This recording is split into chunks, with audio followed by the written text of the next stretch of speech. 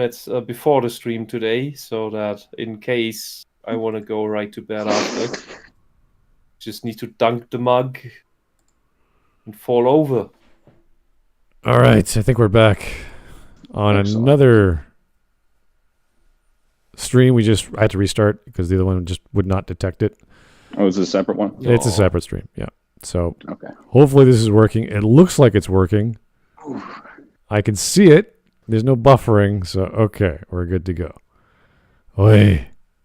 We're back. Again, if this is a technical problem, I don't know what's going on. YouTube is saying everything's great. My software's saying everything's great. I don't know. I really don't know what's going on. Anyway, let's get back on topic. Politics of South Park. In the 7th episode of the 6th season, Simpsons already did it. Stone and Parker discuss how difficult it is for animated sitcoms to tread new territory. Being only the 86th episode in the series overall, this was still relatively early in the show's lifespan, when the show was still searching for its identity. Contrast that with the sentiment seen 4 years later in the episode Cartoon Wars Part 2. I'm a pretty bad kid. Really? What's the worst thing you've ever done? I stole the head off a statue once. Wow, that's pretty hardcore. Jeez. That's like this one time when I didn't like a kid, so I ground his parents up into chili and fed it to him. A show that once found itself treading on the same ground as The Simpsons now found its place pushing the envelope further than its peers. Skipping ahead another 4 years, in 2010, South Park released their 200th and 201st episodes, tackling the issue of broadcast censorship head-on. What followed was media outcry, death threats, Matt Stone and Trey Parker, they could face violent retribution. But most importantly, infamy. 4 days later, the chalkboard gag of The Simpsons episode read, South Park, we'd stand beside you if we weren't so scared. Going back to even its first season, controversy defined South Park, so it should be no surprise this aspect continued to develop over time. It wasn't until season 3, however, that its modern identity truly began to take form. That was when the show began being animated digitally, shortening the production cycle to approximately a week per episode. This enabled South Park to include far more topical commentary than any of its peers. Take, for example, the episode discussing the Terry Schiavo right to die case, which aired mere hours before she passed away. All of this is to illustrate just how radically South Park's identity has changed over the years. Inevitably, as a result of their willingness to comment on pressing political issues, many have debated whether or not South Park is inherently partisan. For decades, before we get into that, I do not know what he means with South Park's identity, that it's trying to find or that it's changing. In 2017, that was when I was in a big recovery phase and had to stay at home for that. It was positive stay-at-home time. I rewatched all of South Park that was out until then. It was 20 seasons. I watched it all in one go, and I didn't really notice much of an identity seeking. Yes, there was some sort of evolution in a way in regards to quality, but not to how they tackled any particular issue. That it was, and that it went up to tackling even weekly issues that were just going on. You can only tell that if it's happening right now, if you are in the present where it is happening. If you just watch the show years after, you don't notice that. It's just an okay episode then. So I really don't know what he means with changing identity. Maybe you can tell. I think he's talking about figuring out what kind of show it is in terms of the genre it's doing. Like you talk about Star Trek, The Next Generation, it took about 2 seasons for it to figure out, okay, this is how all the technology works, this is how all the clothing looks, how all the characters are, all the makeup is. Like they solidified a lot of the things. With South Park, I think they were trying to get their flavor, but the jokes were always hard hitting anyway. So I don't know. I have to I have to know a little bit more about the beginnings of South Park to find out where they were going. It's the same with The Simpsons, because it was, going to say that about The Simpsons. I was just about to bring up The Simpsons. Yeah, because they've been going on for so long, and the first few years were pretty. They weren't. I don't know. One of the weirdest things about both South Park and The Simpsons, I notice it with these two specific shows, is how it's odd how some episodes appear to be clearly for adults, whereas other ones, they'll sometimes not have a single adult-oriented joke. So I'm like, it's weird, right? It's the writers, and they were like, okay, let's try Mark's turn at, penning a script. You're like, all right, fine. And they do that. It was all right. And they want to do something edgier, or they're inspired by politics, or they're inspired by something else. And they finally say, okay, we're going to do stuff. Here's a more political one. Here's a more jokey one. Here's a more crazy, Halloween episode. So they'll have fun experimenting. But they do that throughout the series anyway. I don't know. Maybe that's the thing. They're trying to establish how experimental can we get with our how far can we go? Because that's when we had the Family Guy come out to say, "Oh, we're like what The Simpsons was supposed to be," and everyone's like, "Yeah, this is what we wanted." And The Simpsons tried to be slightly more edgier, but definitely not as the same as the Family Guy. The Simpsons just did everything. Yeah, they just jumped around. They just did everything, and then South Park kind of did everything. Yeah, and it was the argument of trying to find its identity or something. Even of those later seasons I saw back then, it was I think season 19 and 20 where South Park switched their formula and tried to do a season overarching plot, which they never did before, and there was good. There were positives to that, but a lot of people also didn't like that, and it was constraining them in the writing process as well. There was the whole Garrison got elected arc, and I haven't watched most of the seasons afterwards, so that's another time to binge again, I suppose. But I heard they went away from that again. So if you make the looking for what show it wants to be argument, they're still doing that. They're then always experimenting. For the first seasons that shows stumble around, it's true for most of them, including Stargate. Stargate's first season, SG-1 first season, that was a bit bumbly. You needed to get to season 2.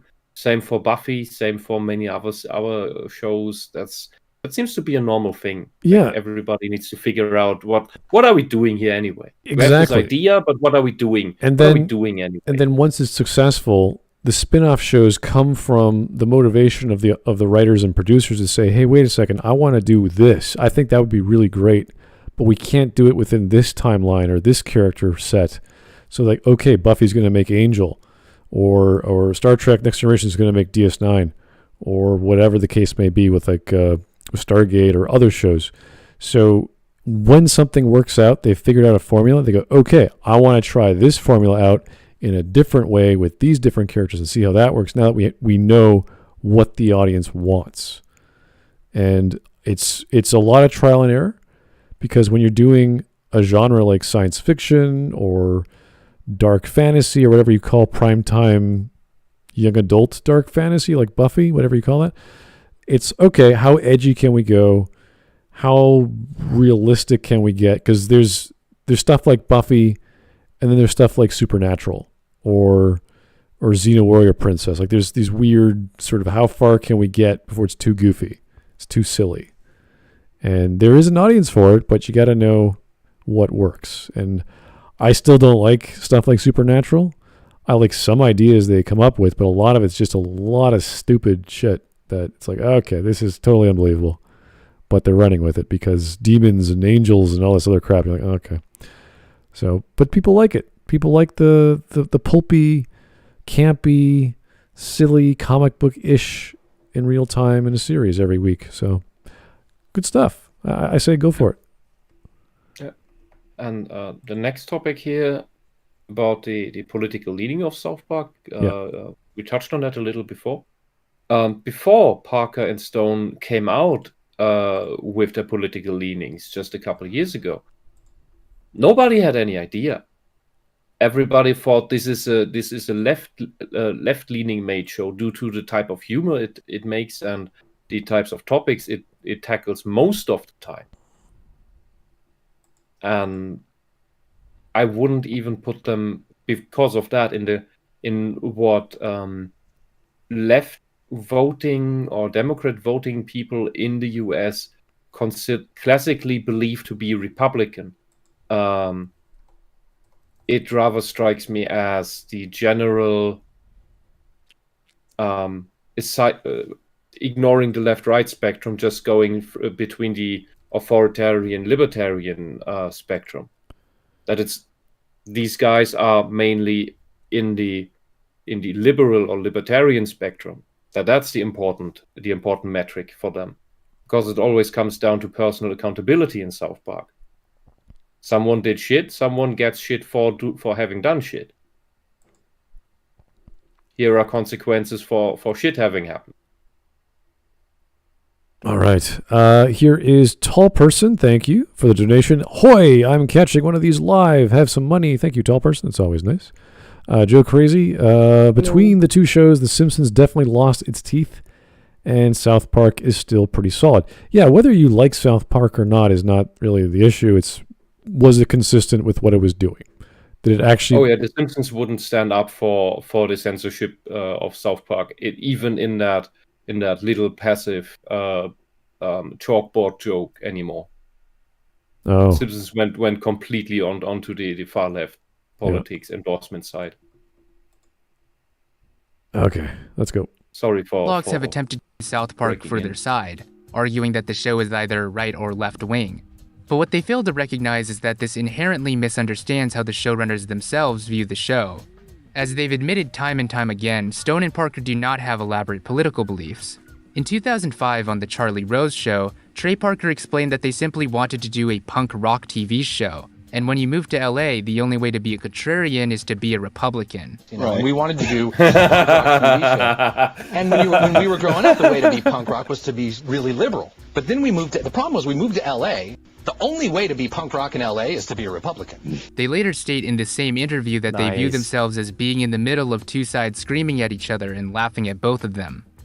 This approach is beneficial in that it allows them to criticize archetypes from both sides of the sidelines, but their lack of serious convictions makes trying to discern their political alignment ultimately meaningless. As a result, their criticism never expands beyond their field of vision, rarely investigating the origin of what they're criticizing. This short-sightedness has led them to take poor positions that could have easily been avoided. Okay, this is not good. All right. Where do you want to start? I like the punk aspect, because the punk is against the establishment, and the logic here is the local establishment is left wing, so we're gonna do right wing stuff. Yeah, we don't care about your politics. We want to make fun of you because you're weird. Yeah. You're the authority, so we poke at you. Poke.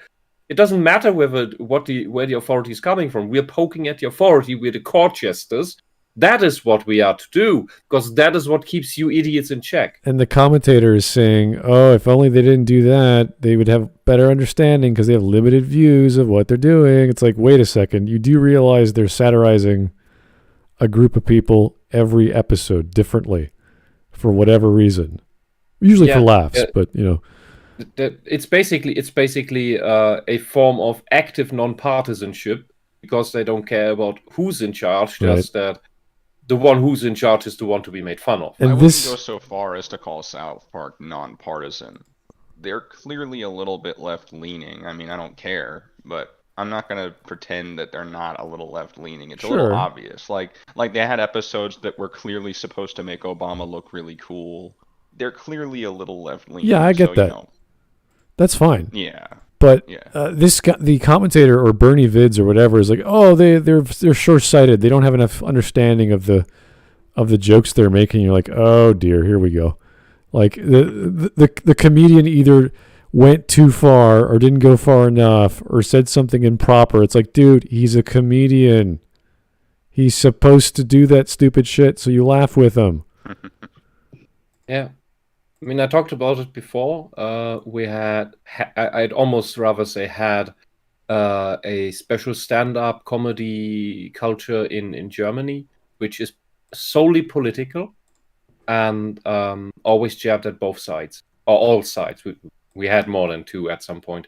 And that was great. And even our one of our biggest chancellors, Helmut Schmidt, who was the guy before Kohl, he loved going to these shows live, even though his own party, the Social Democrats, were made fun of and held to account. He loved those shows because he loved the accountability. He loved being the one being criticized and held to the fire. Because there's a self-cleansing element with that. Failing at words here. But there may also be the difference of where that guy came from in contrast to other politicians. Because today, our political cabaret, it's called, is heavily left-leaning, is very, very partisan, almost propagandist. And the difference between the politicians we have today, they're mostly born into rich families, into politician families. And Helmut Schmidt, he was a worker. He served in World War II, just like many other men of his age. And he had lived the life of a worker. So he knew what it was like when he was once he was chancellor. Most other chancellors do not. I mean, what's in Angela Merkel? And Angela Merkel was born in a rich family, in a prestigious, privileged family in East Germany. Worked for the government, worked for the Secret Service, and then went right into career politics. That's not someone who's ever really worked, not in my eyes at least. And these people don't like to be criticized. And it's to come back to these guys here. It's so silly. If you're a public figure, or if you're in any eye under the public, you should be able to welcome any kind of. You should be more than thick-skinned enough to say, "Oh yeah, I can take people's comments on me." If you're openly talking to people in public, they should be able to talk back to you, and they should be able to heckle you and say mean things. And you should be used to this by now. But if not, I don't know. Maybe you never grew up in a public school or a school where there were other people who had games and played and fought with you at recess, but apparently not. I don't know. Yeah, and I would almost say that the job of these court jesters that hold our rulers to account is in part also for us to see, can our rulers take jokes? The authority that cannot take jokes, that cannot be criticized, is the tyrannical one. And that is the one we need to keep in check and maybe even get rid of.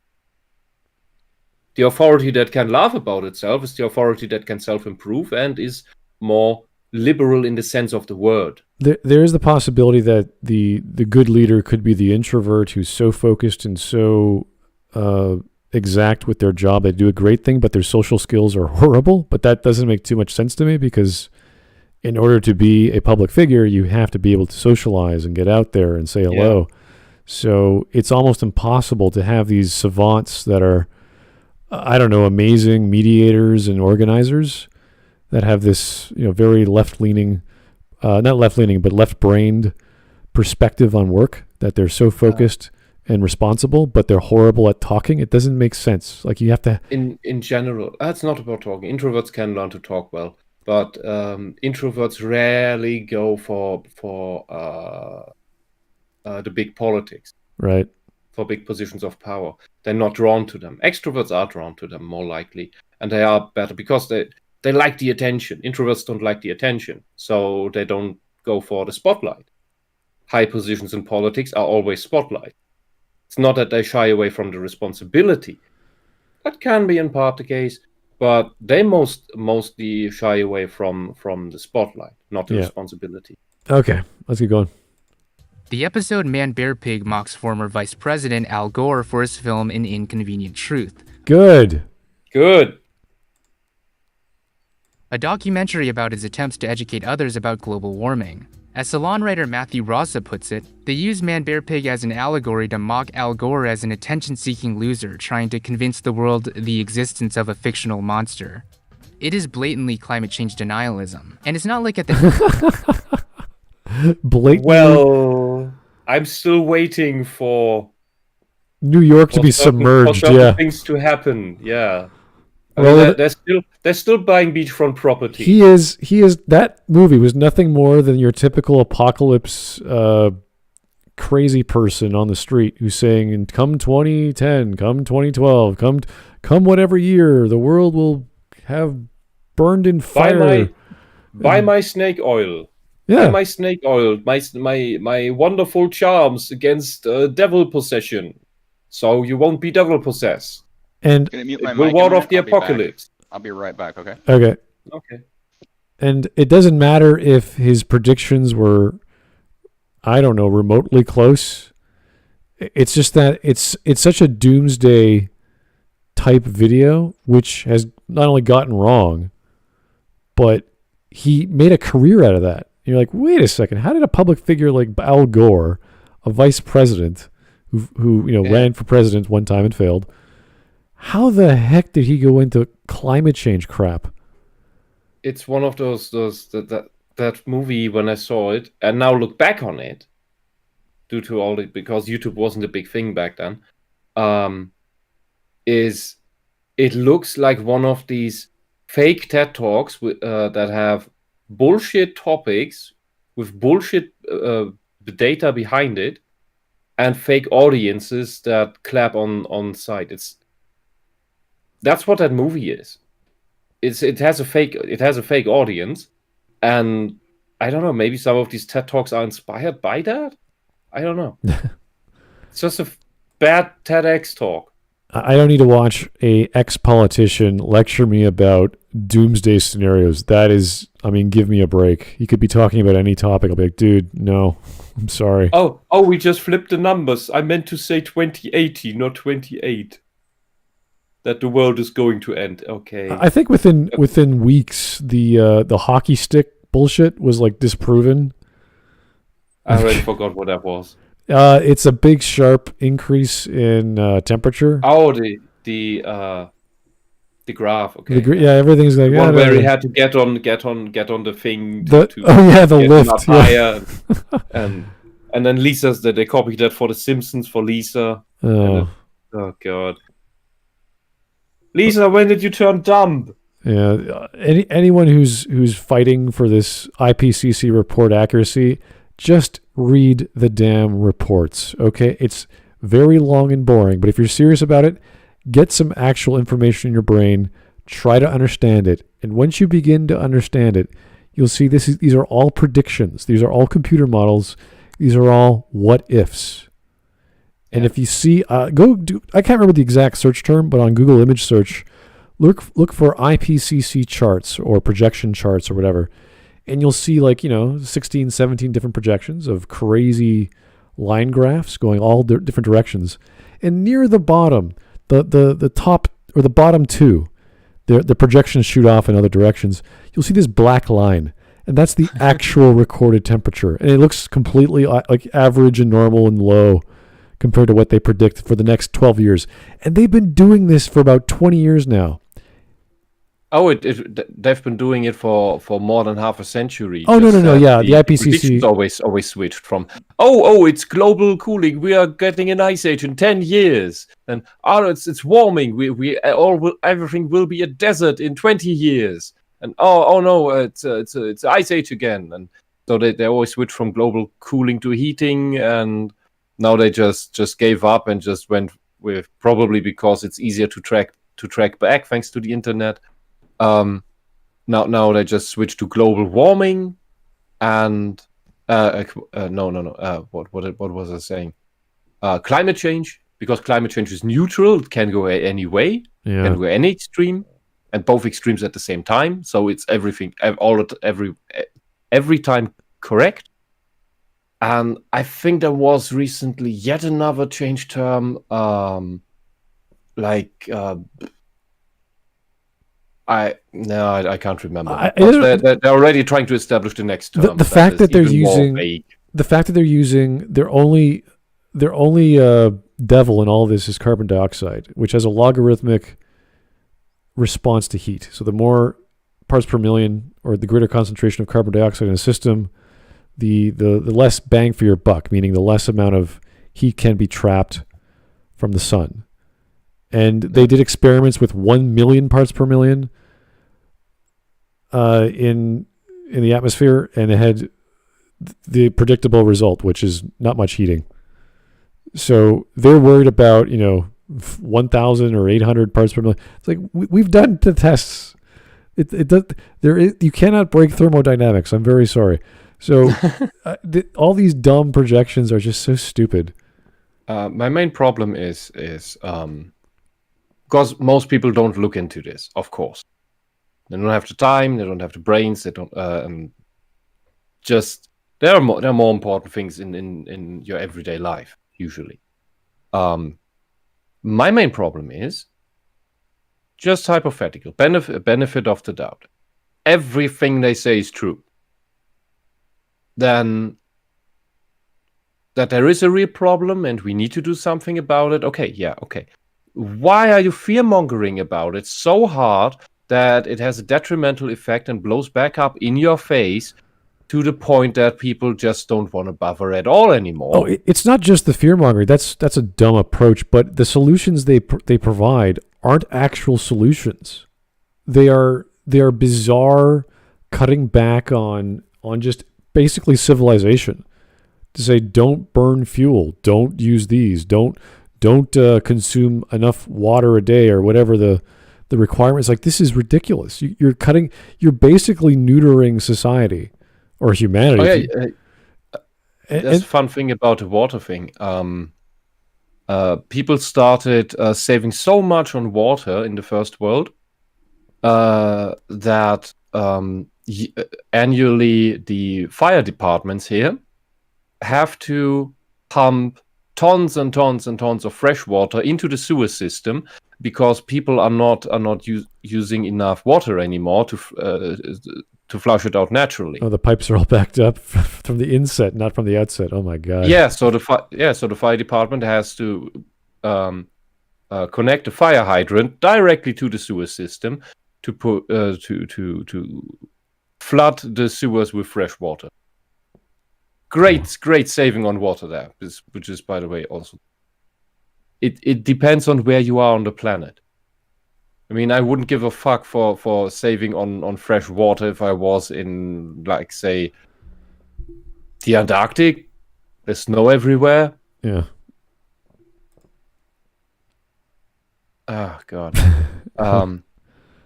There's one more thing, and take this with a grain of salt, please, or 2 or 3.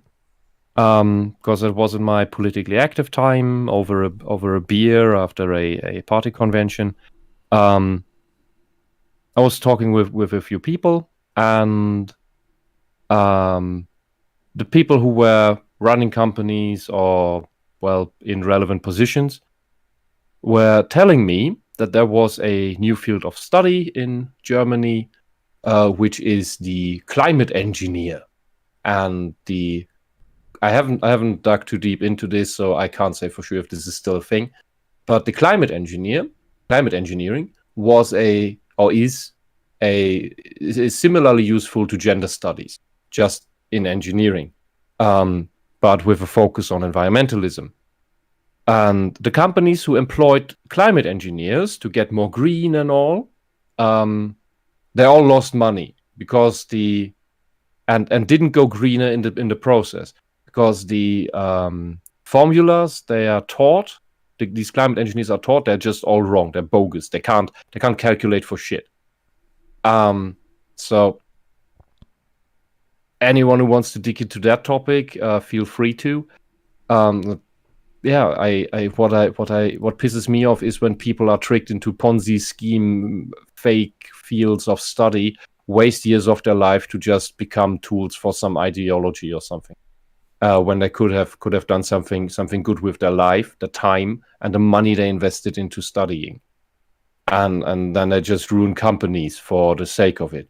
Because what I see happening there is just medium and small companies who employ these people, they get wrecked, and the big ones can afford to lose a couple dimes. That is at least the effect in the end.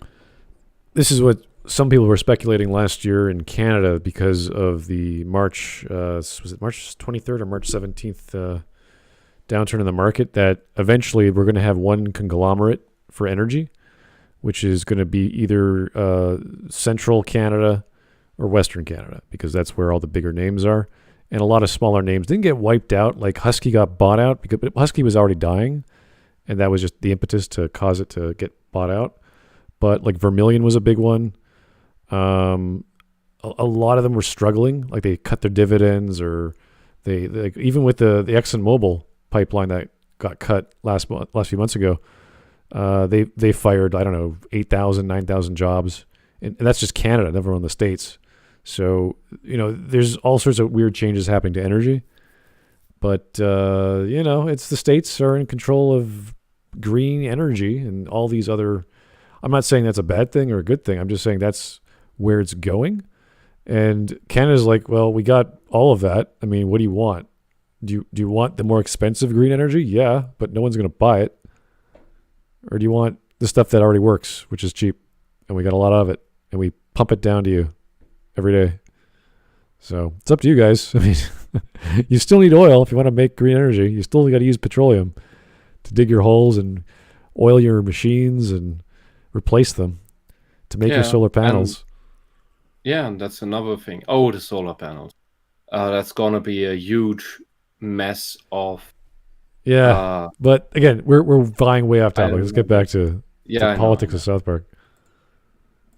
Time, the consensus was much different than it is today. Even when the episode aired, this was a very anti-scientific position to take. But because Stone and Parker were so fixated on mocking Al Gore, the person, and his presentation, they consequently denied climate change. Another example of this is the episode Butt Out, which criticizes Rob Reiner for his activism against secondhand smoking. Yeah, but here's the big question about the whole climate change thing. And I'm all for environmentalist stuff. I went on the street for that for years and all of that. Don't get me wrong there. I'm happy for green energy that actually does help and work. The more I looked into it, the less green the green stuff looked. That was a very rough awakening and very annoying, to be honest, because it kind of destroys your hopes and dreams of this happy, shiny world. But as I said, I'd rather not live in a shiny world. I'd prefer to live in a glib world. That's just me. Yes. Definitely. There's no question about that. But what was I going to say? You were talking about green energy. Yeah. Right. The pseudo-science stuff, and this being questioning the climate change narrative being anti-science. The problem is, as we already touched upon, is that the climate change activism itself looks a lot like pseudo-science that pretends to be science. Yeah. Because it's feeding us with junk. It's feeding us with junk. Well, there's a reason for it. It's the reason why is because scientists are encouraged through an award system to search for information regarding the use of environmental friendly energy. So if they find findings that aren't associated with that, they end up in trouble. Hold on.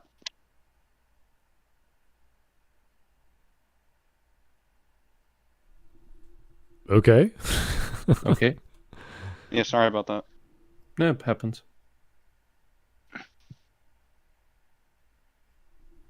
Anyway, let's keep going. Okay. Yeah,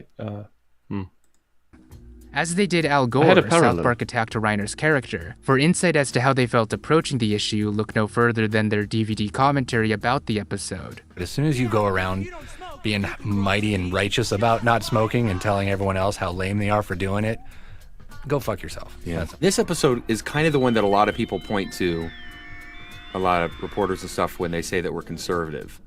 We resorted to calling them fat, basically.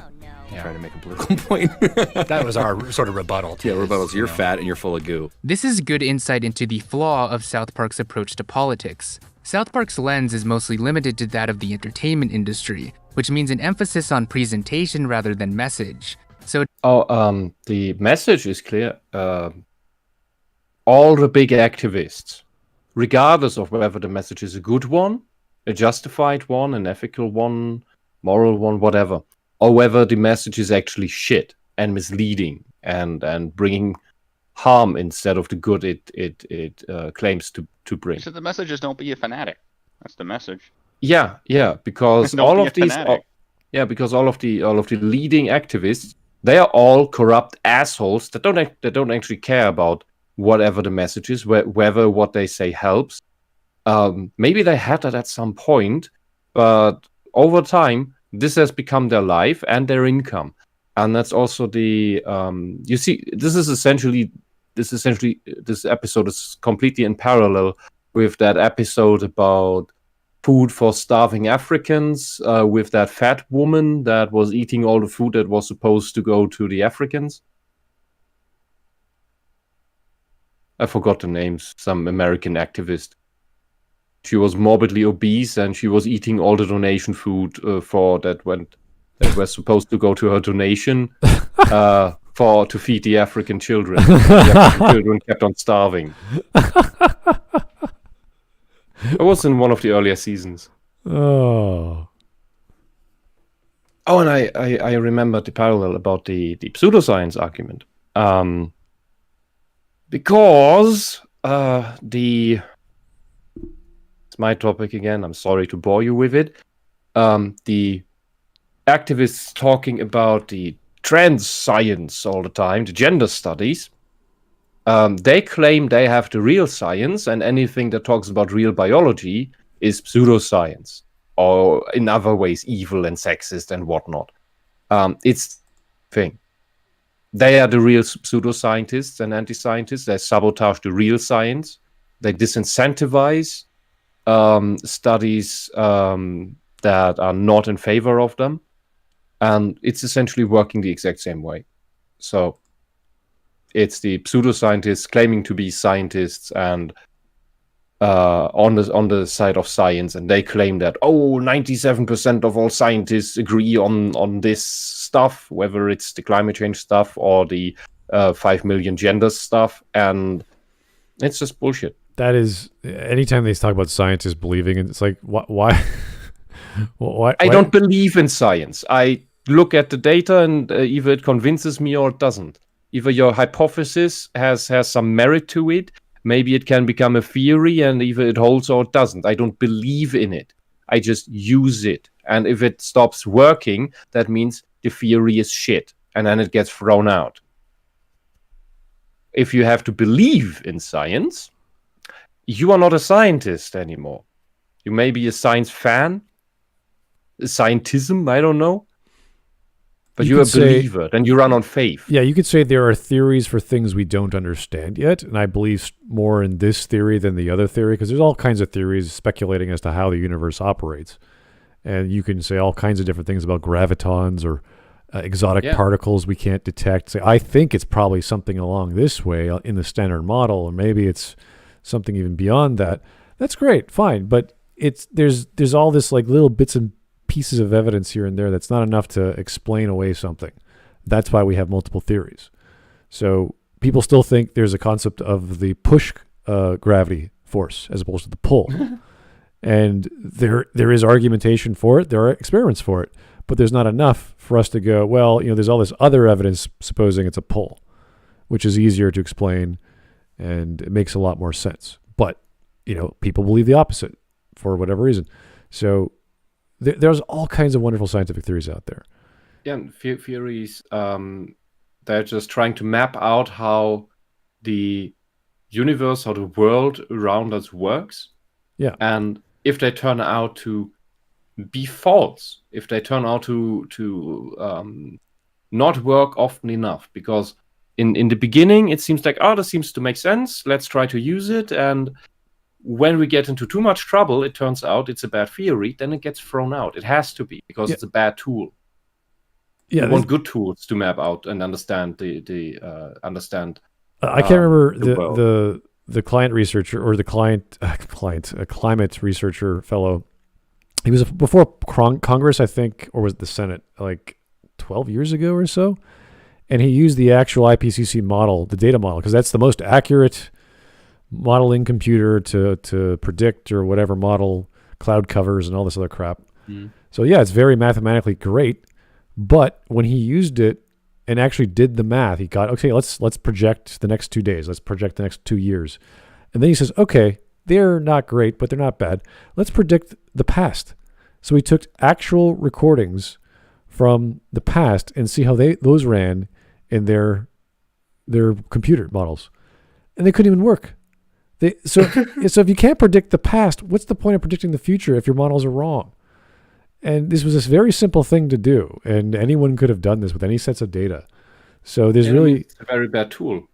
Yeah, so if you're getting the basic numbers wrong, and nature, which is gigantic, you'll never be able to predict properly, is constantly one-upping you, then maybe you should stop doing it. Maybe you should find a different model. Maybe you should try different techniques.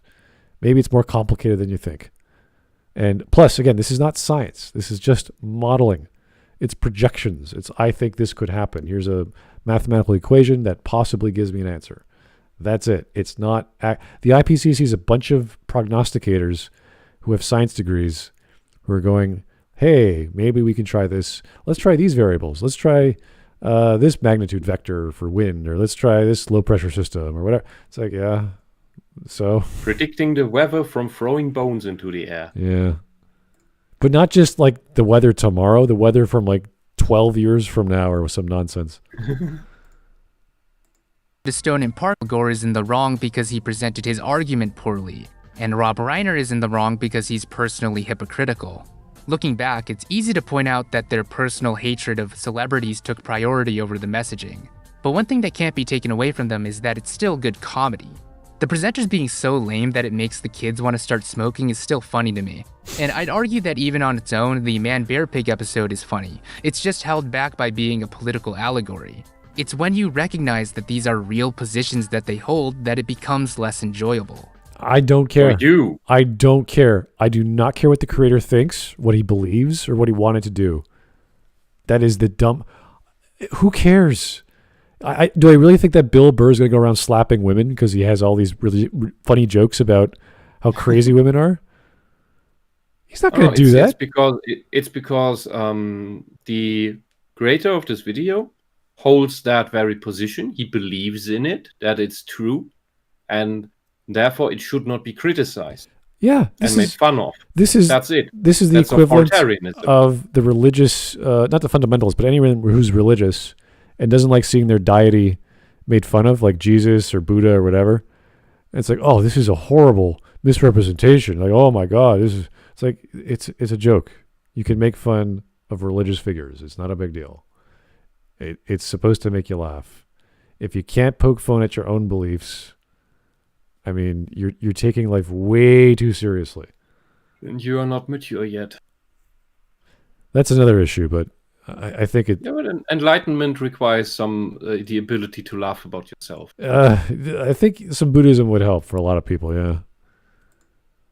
Yeah, there's a joke about, well, I find it funny at least, that group psychotherapy and Buddhism share a lot of commonality. You find stoicist ideals in there, and what was the other one? There's two main things that are in complete overlap. It's interesting how the religions of the world sort of overlap in various ways, that they all sort of come to the same. It's like, yeah, you have to control your emotions. You have to let people do what they want and live their own lives. You can't force things upon others. You can't go around controlling and dominating people and manipulating their lives. You can't like all these general rules.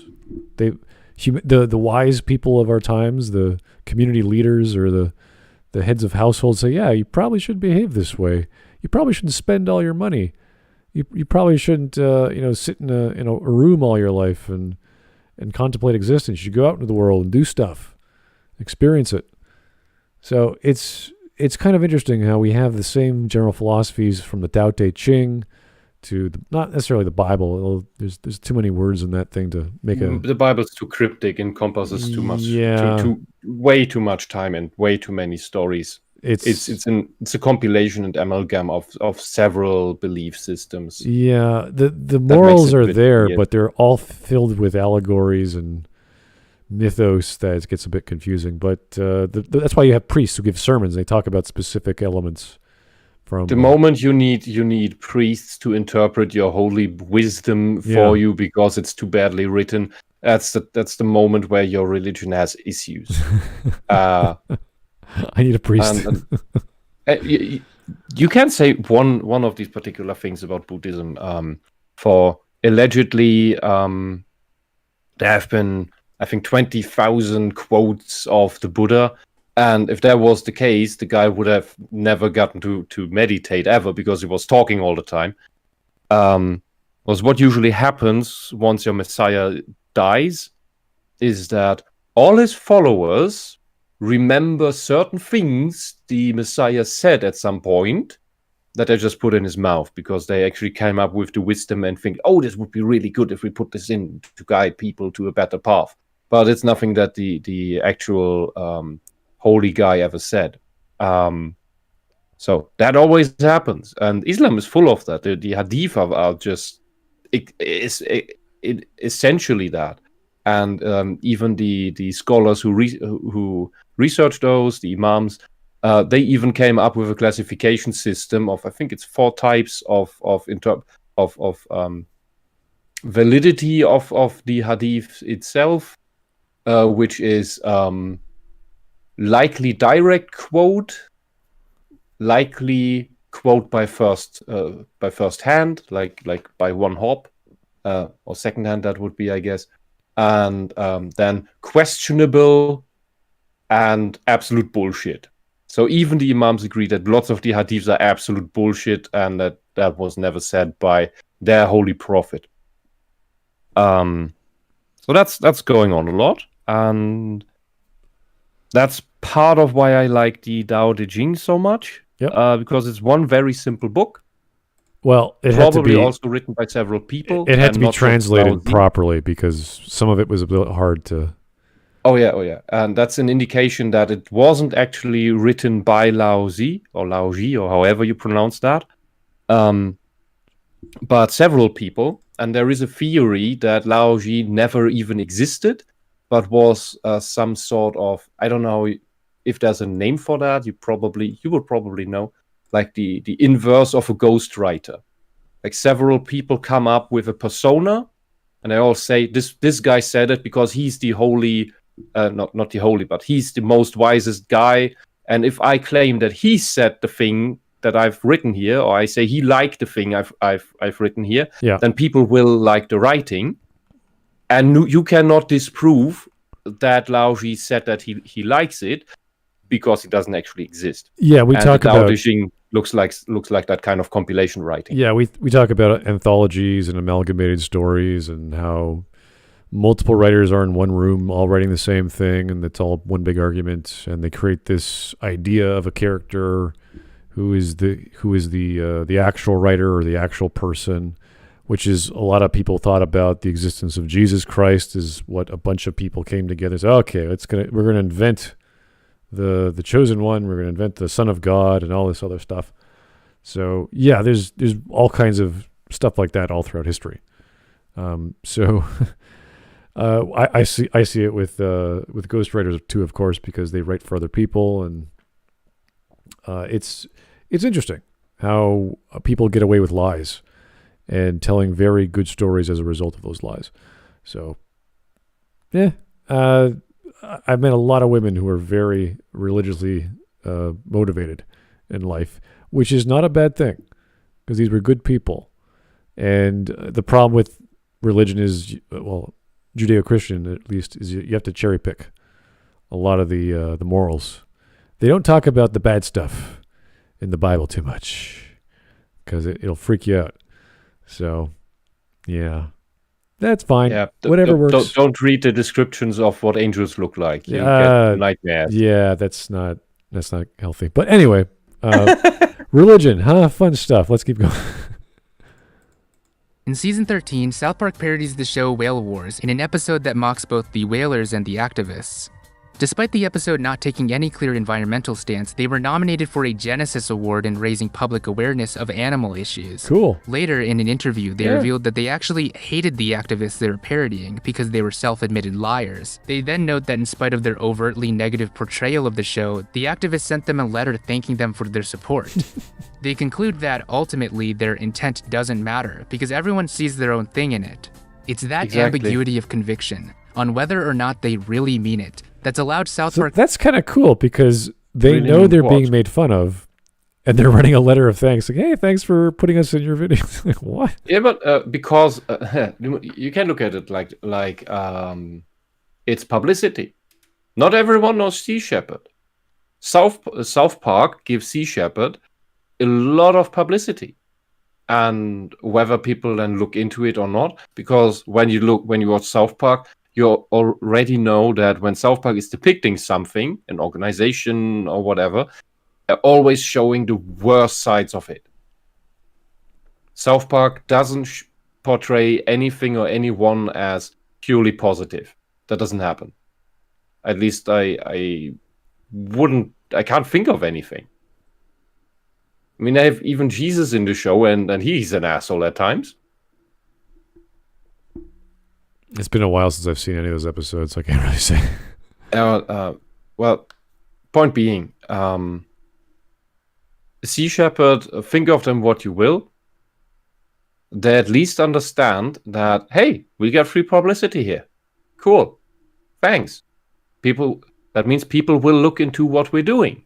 And that also means that maybe some more people will even join the cause. And other people will think, oh, this is what they really do? And maybe leave it.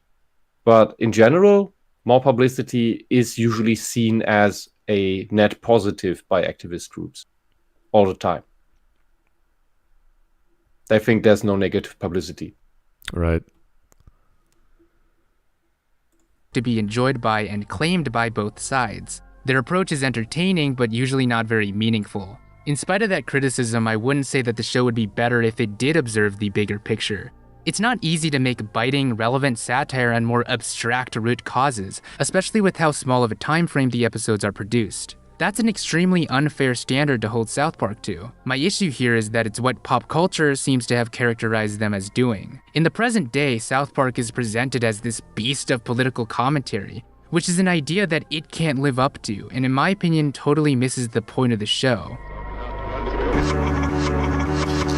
In recent years, the show has become a point of contention within left-wing circles. Even stating you once enjoyed it will cause you to be ostracized and then confronted with this image. While I'll address this post shortly, first I'd like to discuss the idea of the South Park Republican. The term was Does he seriously think everyone who criticizes or likes the show has said they like the show? That someone links them to a Reddit page? That seems very obscure. Like, oh, I loved watching He-Man back in the... Did you know it was bad against women or whatever? It's like, what?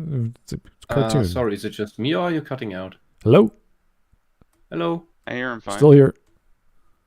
You're not having problems, Yokai? No. Okay, then it's on my end.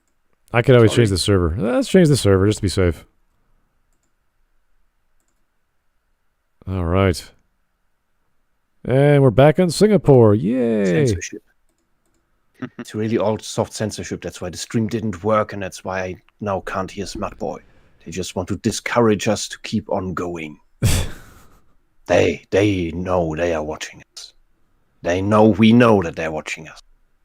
Well, there's not much we could do about it. It's just a piece of software. I'll just end up using OBS as opposed to Streamlab's OBS. The same idea. Anyway. Initially coined to describe a wave of socially liberal but fiscally conservative adults, which seemed to make up South Park's audience at the time. The issue with this narrative is that it will always be contradicted by the show itself. Sure, South Park has sided with right-wing positions before, but can you argue the same for episodes like World War Zimmerman or with Apologies to Jesse Jackson? If there was a word as kind of hateful as the N-word applies to black people, if there was a word like that against white people would make it illegal. In an interview with the Huffington Post in 2010, writer Alex Leo asked the duo what There's their a thoughts lot were of on the those book. words. Dude, there's a lot of those words that they're using all the time. And that's okay. I don't think we really care. Yeah, I think there's one that I grew up with was called wigger, which is basically a white guy trying to be a black guy, or a white guy trying to. Oh, that sounds. What? That sounds extremely close to the N-word. Oh, it does. I know, but people. I had Never teachers. heard that before. Teachers were using it. Like everyone was using, because we had people like that who weren't doing well in school, or they hung out with the wrong crowd, or they were skipping class. So they have all these wiggers around. I was like, okay. So I would never have thought that would be such a close example to disprove his point here. But I'd be really careful to even if that was a thing, if I was someone to use those kinds of words, I'd be scared to mispronounce it, or that someone mishears it, and I'd be actually saying the other word. This is a word I grew up with. This is back in the 80s, so this is nothing new. And back in the 80s and 90s, there was no like gangster rap. There was no swearing in music, at least to my knowledge, unless you're talking about like death metal or something like that.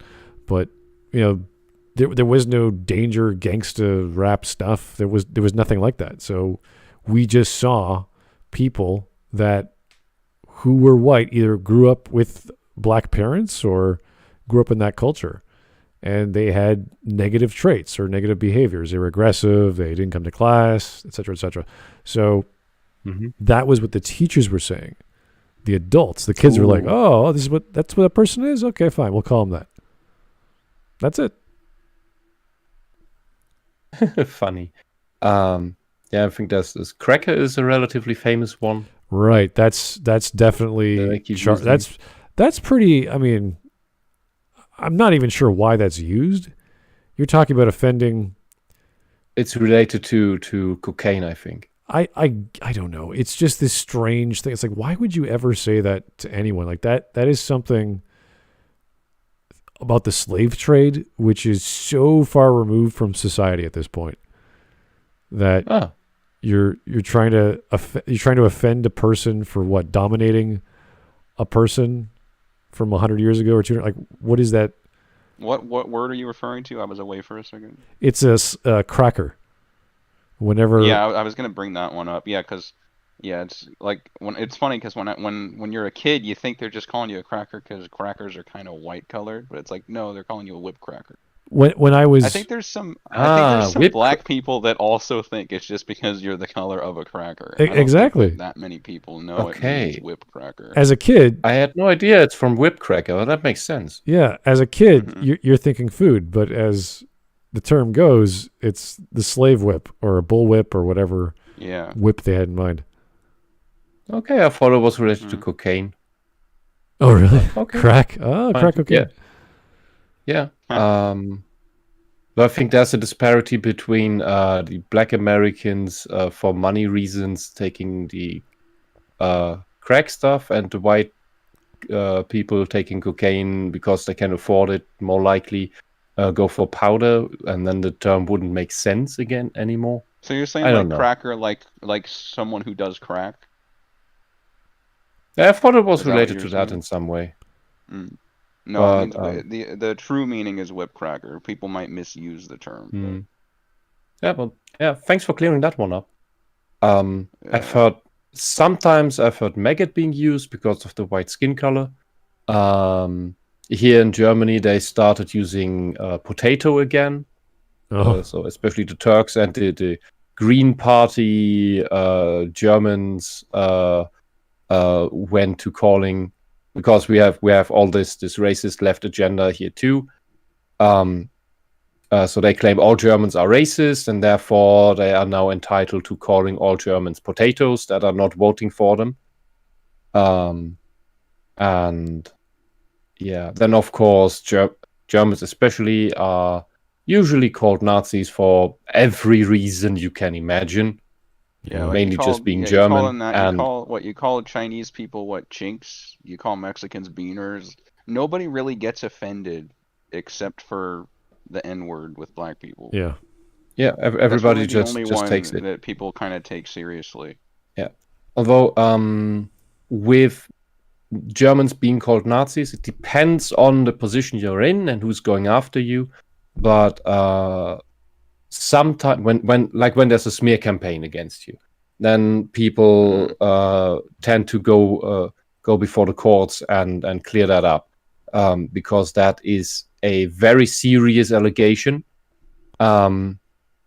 And you are completely allowed to call an actual Nazi or neo-Nazi a Nazi. That is because then you are not slandering that person. However, if you call someone who does not hold those beliefs that word, then you are slandering that person, and that then is an insult to dignity and honor, and therefore you could be fined for that, or at least convicted in some form or another.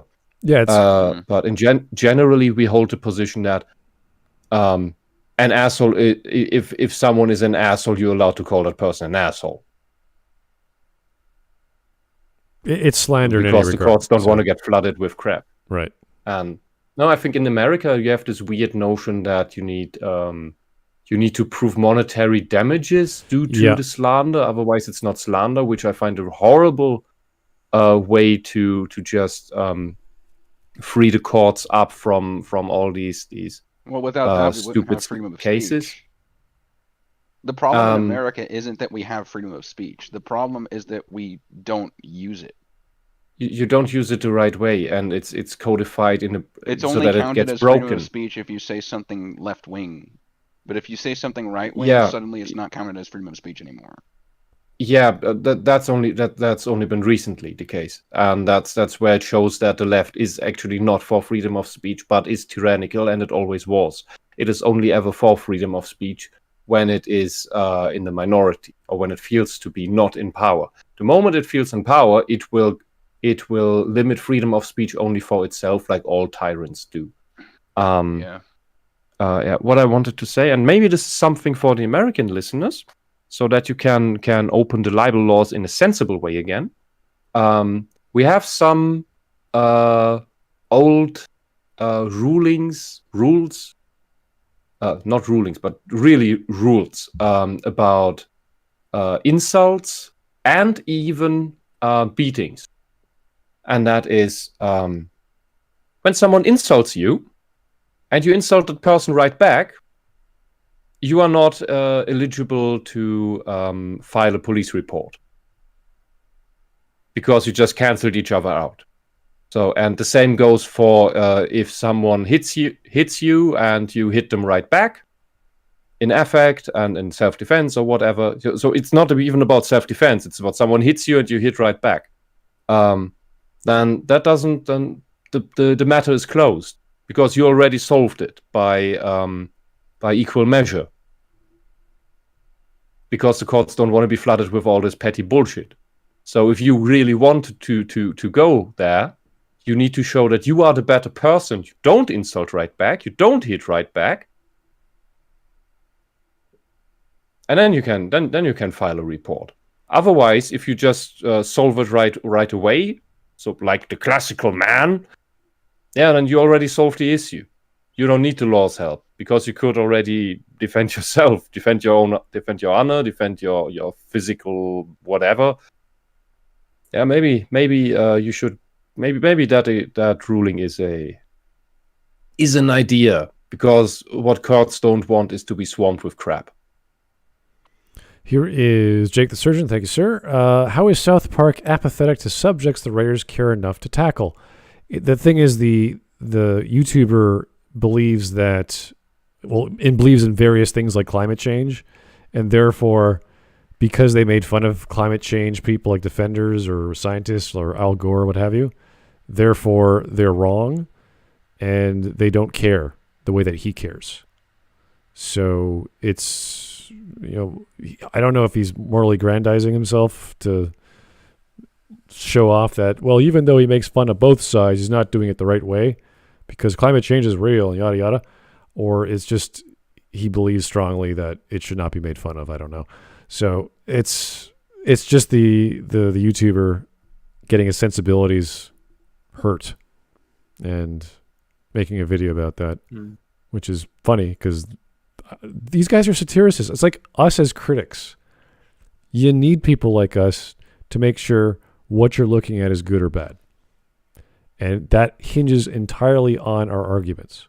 What evidence we bring up, how we explain ourselves, the understanding of what you saw and what we saw and what you felt and what we felt and all that, all the intellectual jumps you have to take to understand something in a piece of fiction, really. And if you don't have those guys, then you won't know it's good or bad. You'll just be like, oh, Transformers, it has explosions, it must be fun. Or, oh, lightsabers, those are good. Or whatever. Make funny colors. Yeah, they're bright. Here's Mike Testa. Whip cracked with a K, considering anti-white sentiment now. Settlement? I don't really understand what he wants. Whip cracked considering, I don't know. What does that sentence mean? I don't know. It needs punctuation, maybe. Is it wisp cracked or whip cracked? What is going on here? It's probably whip cracked. Yeah. I don't know. I have no idea. The K is throwing me off. Joe Crazy. Being an American Latino comes with a couple of names as well. Yeah. I mean, there's all kinds of names for all kinds of different people in the world when we talk about Italians coming to America or North America. Yeah, all kinds of crazy names we give each other because God Super Mario. Well, more like Caker is the most famous one I know. But Caker? Caker, yeah. Never heard that. There's lots of reasons for that. My dad's personal one was because when he got off the boat, he was a kid, and he saw people eating white bread. He had no idea what white bread was, sliced white bread was, because in Italy they have loaves. They have real bread. They have real bread. So when his mom bought him some white bread because he's that's what you do. You go shopping. He thought it was cake. He thought it would taste because it was so much sugar. And he's like, "Wow, this is delicious. This is amazing." Because it's but I've heard other people. Say that. Oh wait, he's also Italian. Damn. Yeah.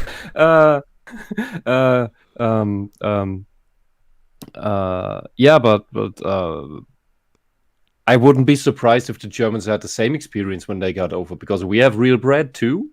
Yeah. Germans when they went to other countries, they oftentimes tended to open bakeries because people seem to like German bread for some reason. Oh God, yeah, it's fantastic. And the Americans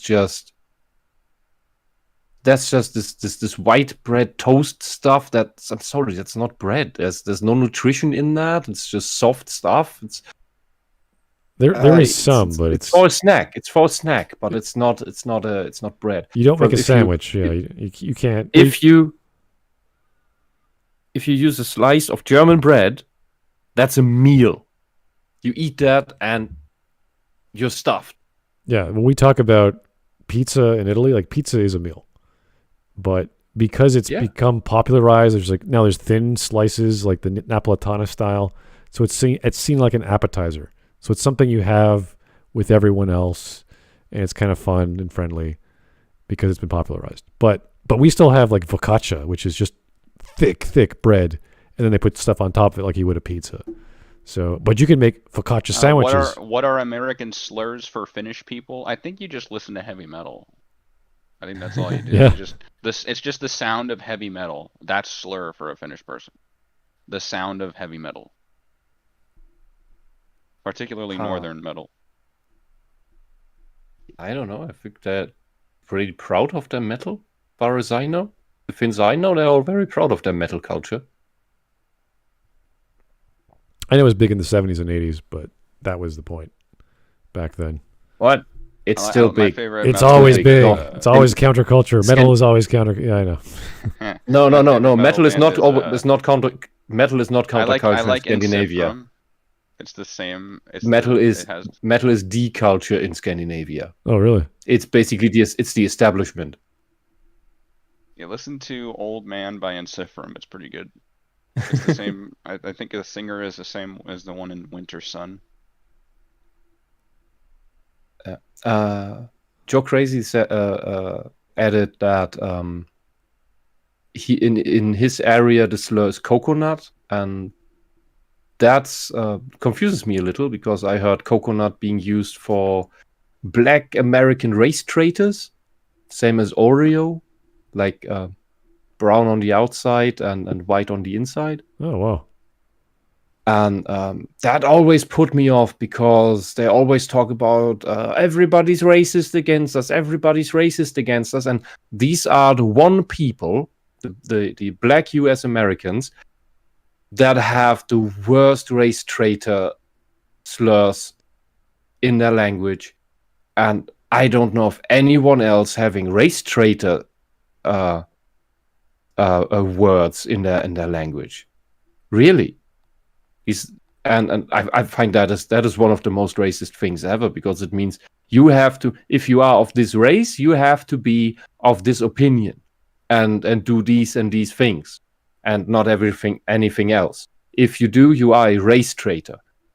And dude, the US blacks that talk like that, I'll just say it outright. I'm German. I think I know what I'm talking about. You sound like Nazis. All right, here is Mike Testa to clarify. Thank you, sir. Whip cracked as in let's be racist towards whites. Oh, all right. I gotcha. It's mainly because of the racist mainstream media. Well, I mean, there's a heavy bias with certain networks in America that you could say are a little sensitive to, like they're overly sensitive to race. And a lot of the, I don't know, what are they? Are they anchormen? Are they commentators? I don't even know anymore. I don't watch these things. They're sick people is what they are. They're sick people. They don't shut up about blacks. It's like, dude, we get it. Blacks are important. So are people. Like, what? Why are you focusing so much on these words? They want us to inject ourselves so that we become black people. I don't get it. I really don't. I just look at America and go, what is the problem today, America? They're gonna sabotage the vaccine. They're gonna turn us all into black people. Did you guys hear? I don't know if you guys knew about this, but the AstraZeneca vaccine was reported by one of our committees that it's unhealthy. Like they recommend not using it on people below the age of 55 and above the age of 75 or something weird like that. I was like, what the? So okay. I know it's very specific. Okay, send me a link, please. That's super interesting. I was like, what? Why is this happening? So there's lots of like you could sign up for multiple shots. Like you can say, I want the Moderna one, I want the AstraZeneca one, I want the Advi one or whatever. Like you can do that in Canada. It's just going to take you to September to get it. So, yay, Canadian healthcare. You know. Anyway. Oh yeah, Cyber also adds that Uncle Tom is one of these race trader terms. Yes. He's been called that. I'm very sorry to hear that. I've heard that one before too, yeah. Yeah, calling people racist terms for daring to think for themselves, I think is part of one of the worst crimes in my book. I have to respond to Light Yagami, who said that white bread and wheat bread taste extremely the same to him. They taste if you use purely white flour to make your bread, then you get white bread. You're talking about refined what you flour. want. So yeah, there's many milling processes to take grains and to convert them into wheat flour, and it's based off quality and what they do to it after they mill it. So with pizza, I don't know if you guys know the various grades, but there's 00, which is the highest grade, and that's one of the standards we have in Milan and all sorts of parts of northern Italy for making Napolitana-style pizzas. So I don't know the exact grain quality of white bread in the States, but it's nowhere near as small as 00. So it depends where you go get your bread, yeah. And for German bread, there's different types of combination of what dough you can make. It's not all sourdough. Most German breads are just whole wheat.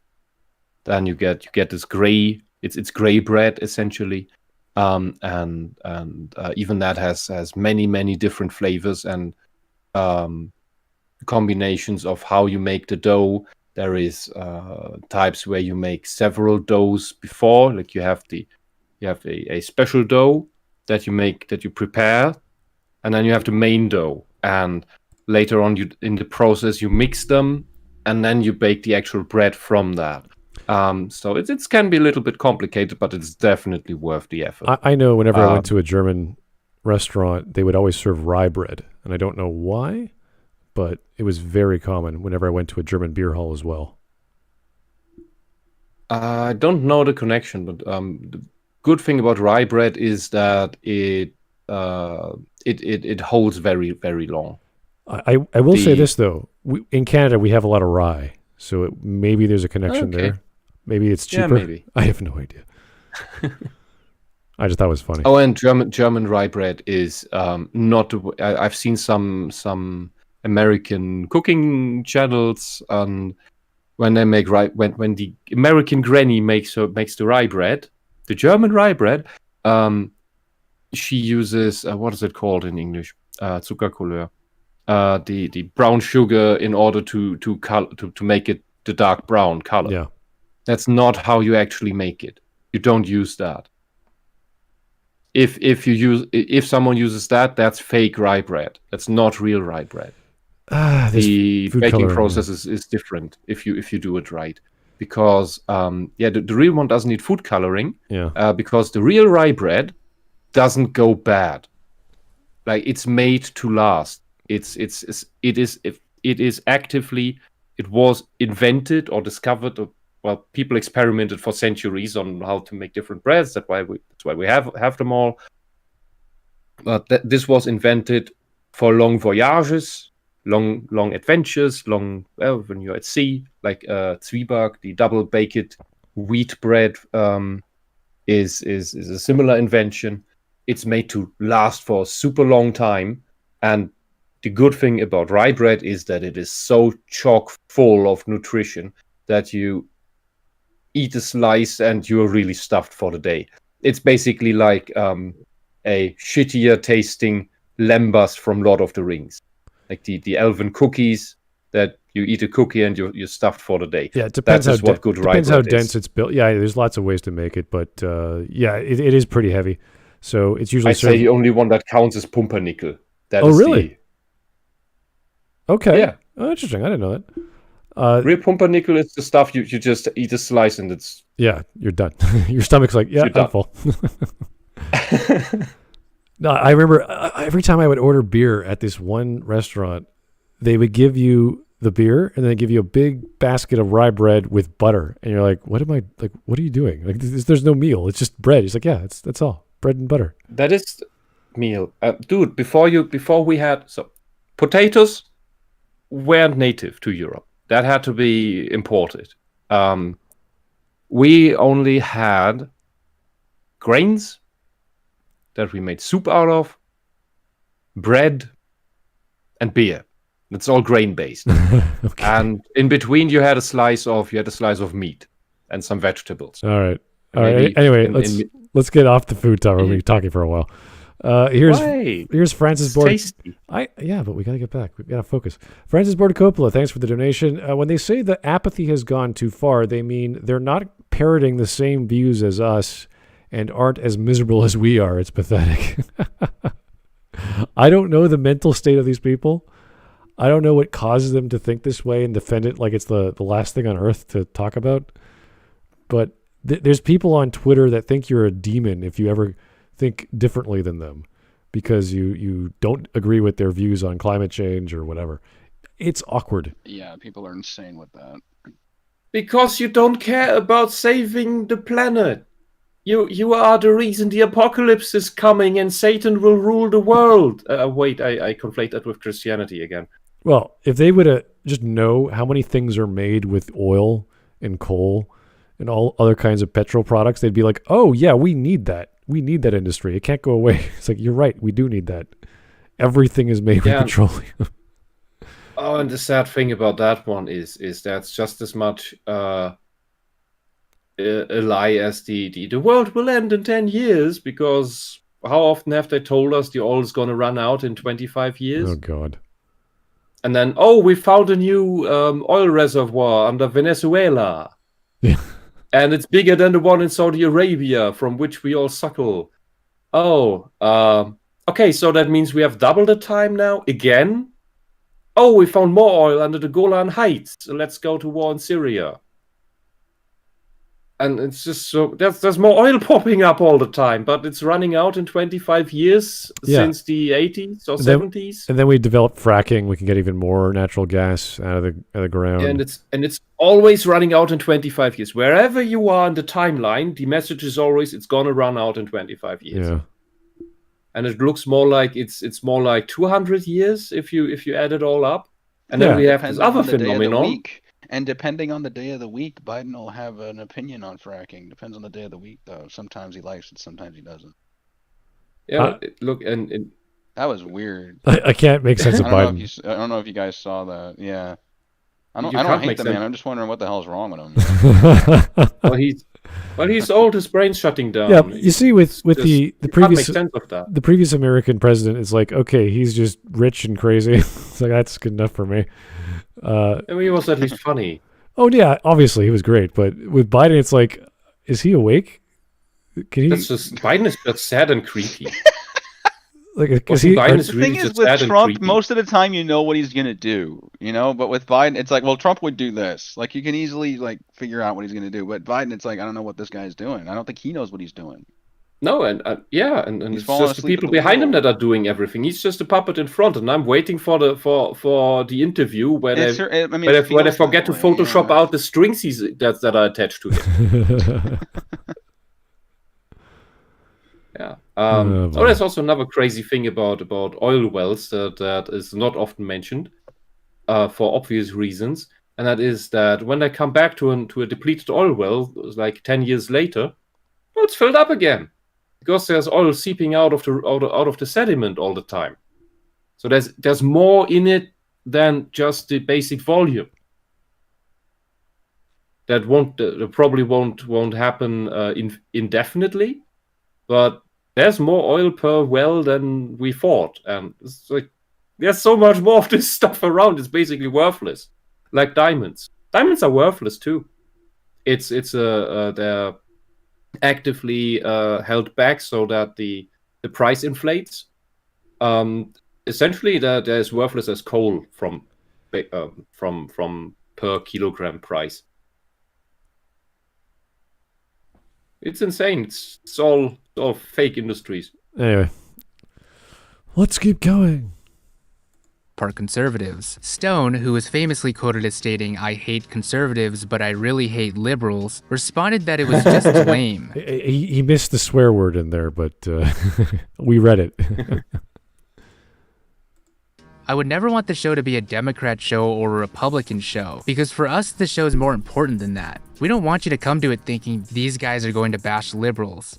This all coincides with the aforementioned ambiguity of conviction. South Park was, and perhaps still is, a political Rorschach test. What you interpret from the show often says more about you than the actual showrunners. It's a satire. I wouldn't take it that far. I wouldn't take it that far. It bashes things very obviously. It's very clear what they're doing. Yeah.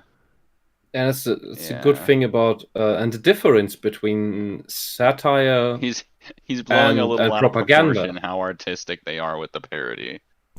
Yeah, because it sounds like he's acting like South Park is like the Silent Hill of parody. I don't know about that. Oh, I don't understand the joke. Maybe properly. Well, if you're talking about Silent Hill, you're talking about the survival horror genre, and that's being the best of the series. Yeah. Well, the thing with Silent Hill is that it in most of the games, particularly the older ones, it'll analyze the player through their gameplay.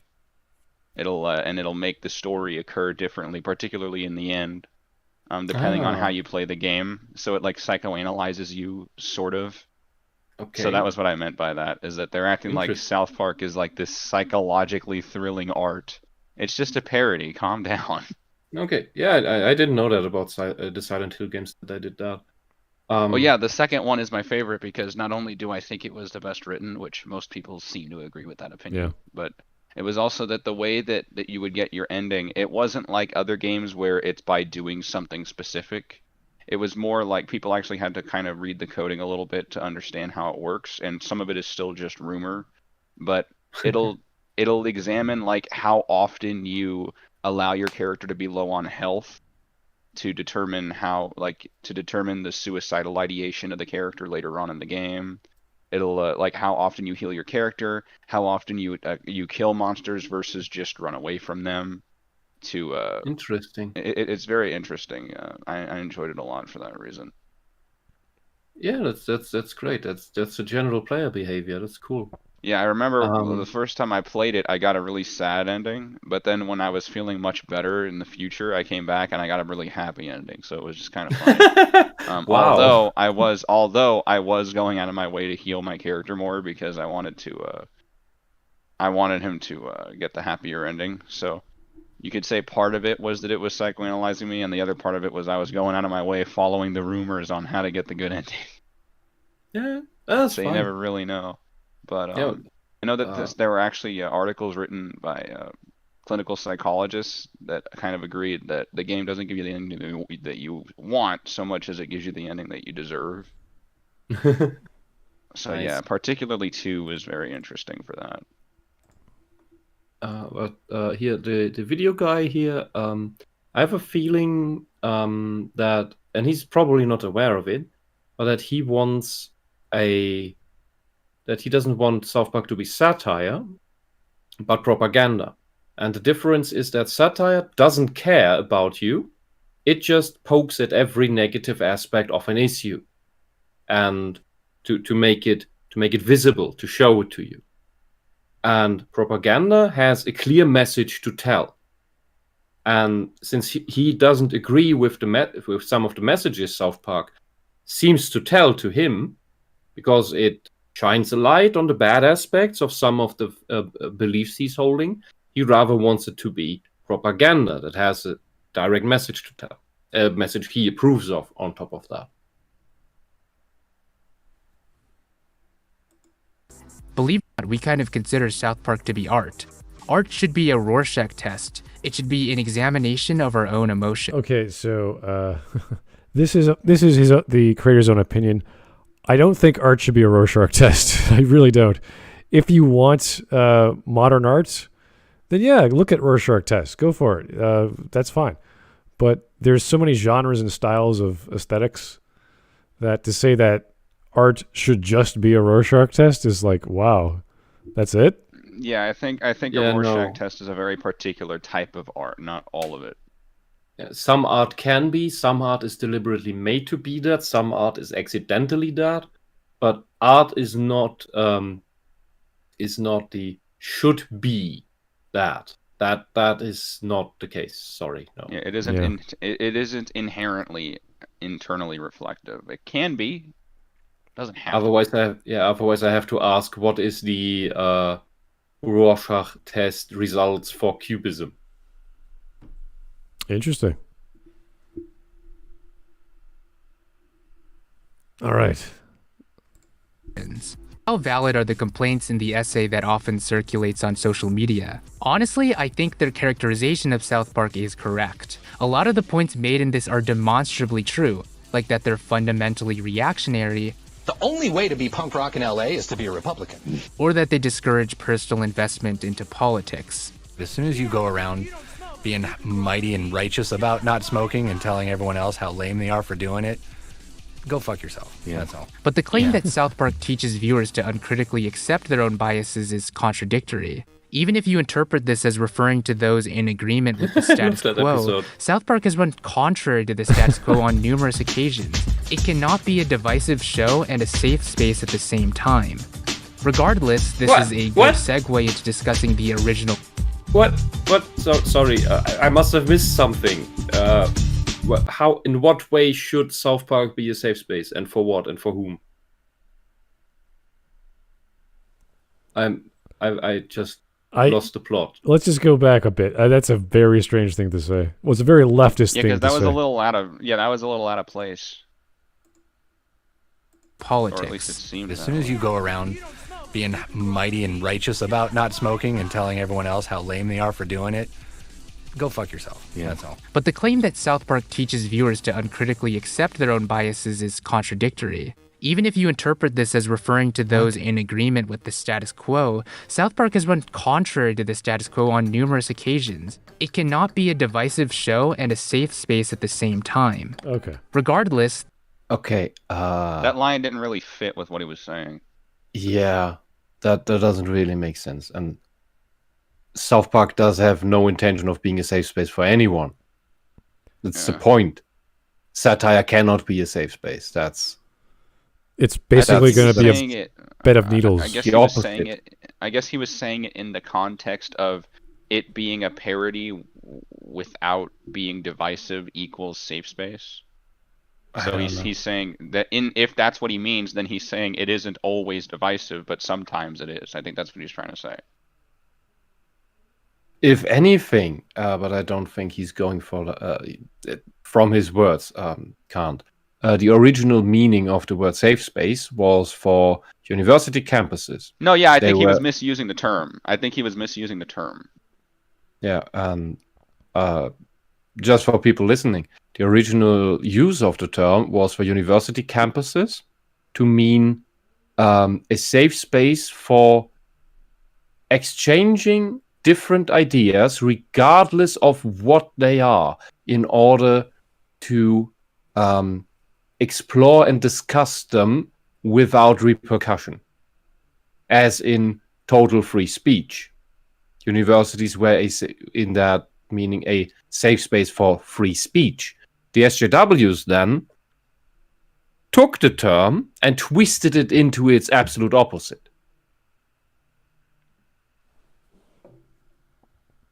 This is a good way into discussing the original complaint. Where South Park's issue lie is in how it's influenced political discussion. As reiterated before, South Park doesn't conduct a broader analysis. Stone and Parker don't promote well-defined political beliefs. They'd rather dismiss the validity of an argument in favor of mocking the speaker's tone. But in spite of this, the show is still used as the basis for many to form their opinions. And that, in my opinion, is what's led to South Park's downfall, both in quality and public opinion. South Park has an identity... I don't know the actual ratings of these shows anymore, because I don't think that's a factor these days that we look into because it's streaming or... Not too many people... haven't been hearing bad things about it. No, it's always been South Park. It's always been the way it's always been. And you can watch all episodes live on their website. Yeah. It doesn't sound... So they get even more views that you don't even know. I'm not aware of any infamy it has that it hasn't already had. Like, you could argue that it's not as popular because there's less people watching it on TV, and there's stats for that, for sure. But how does that relate to streaming services or people online or YouTube or whatever? I don't know. Like, I don't watch these shows. I can't he's say. very well defining this supposed drop in quality. That would be good to know too. Yeah, you can't just say it's bad because it's not as popular. Obviously, not everything is as popular as it once was when it first came out. But how is it? To him, it's bad because the creators aren't of the right political spectrum as he is in, or aren't expressing the ideas as intelligent. It's always, oh, he doesn't know these details. He doesn't know what climate change really is. He doesn't understand what I know. It's like, okay, yeah. You're not allowed to make fun of people that are fanatics about climate change unless you know the statistics. It's like, that's not the point of parody. You're just making fun of the fanatics. That's all you're doing. Yeah. You don't have to be aware of every little nuance in the situation to be allowed to make fun of a fanatic. I don't have to read the Bible to make fun of a Christian fanatic. No. Yeah. The Christian fanatic is going to tell me enough to make fun of him. Yeah. Here's Francis Ford Coppola again. Don't you guys get it? Satire is only an acceptable explanation if something is satirizing the stuff we disagree with and is for what we agree with. Yeah, I know. Yeah. I looked up a statistic or found one that's pulling the IMDb ratings together from the South Park episodes, and that does seem to be a drop after episode 220 or something. That's a pretty good run. But 200 episodes. But yeah, definitely. It's pretty stable all throughout. But the stuff he's mentioning here, that's all much before that. Way before that happened. A problem where people view it as this arbiter of political commentary when it never really was.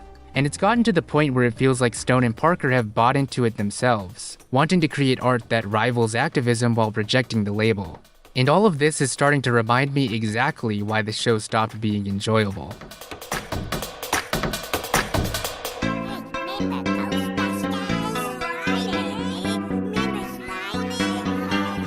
What is happening? Beyond politics, South Park is known for satirizing other facets of entertainment. From its multi-episode meta-conflict with Family Guy, to the entirety of the video game, to the 3-part Black Friday episode, to even the film, these beloved episodes are all satirical takes of the entertainment industry. When they delve into political commentary, it's usually in direct correlation to how these issues affect them. A classic example of this is their 200th episode, but even look to a more recent episode like Banned in China. This is also the explanation for why South Park appears center-right. As Brian Cogan notes in his chapter of Deconstructing South Park, the constant abuse of celebrities, most of them on the left, has led many critics to brand Parker and Stone as right-wing apologists, as most of the celebrities they skewer tend to be self-aggrandizing left-wing actors or public figures. In an interview from 2000... Wait. Are you implying I don't consider that valid. That even if... Are you implying here that because then they won't be allowed to make fun of relevant people if that's the case, without coming off as right wing? Well, that's the point of satire. That you go for the popular stuff, and you can also say that it's less about political issues but more societal issues. And then the whole console wars thing fits again, because that is just the social problems of children and. If you want your leftist take on it, that is, look how capitalism corrupts these children. Ugh. You can interpret that into that stuff if you want, but my problem here is more like, is he implying here that criticizing China, Xi Jinping, is a right-wing thing to do, and that China is left-wing and therefore they shouldn't be criticized or something? Because I look at China and I see fascist Germany. That is which the left insists that the Nazis were right-wing. China is acting a lot like the Nazis in every fucking aspect, in every facet. They have torture camps. They even go so far that, and this is something the Nazis didn't do, and probably because they lack the technology, they're harvesting people's organs. Dude. Because of them being the wrong race or having spoken up out against the government. That's not cool, man. They're an expansionist imperialist empire, if you will. Well, imperialist empire is kind of redundant. But this is China. Technically, should be everything the left hates. Everything the left has told us to hate. They're exploiting their workers. They're driving them to death. They're the worst elements of capitalism and communism at the same time. If you want to use those words here, you can use other words, and it will still be shit. And you're telling us that that's left wing, China? Yeah, then make fun of it. It's a horrible place. It's a horrible tyranny. My God. Just because it's painted red and has a hammer and sickle on it and calls itself communist, you say it's left wing? Well, then maybe the Nazis should just switch their swastika for a hammer and sickle, and then you'd like them, right? Because you couldn't fucking make the distinction if it was the case. Here's an interesting bit, by the way. When we have all these documentaries in Germany about the Nazis, everything bad, la-di-da, it's always in black and white. All the historical footage that's used is black and white.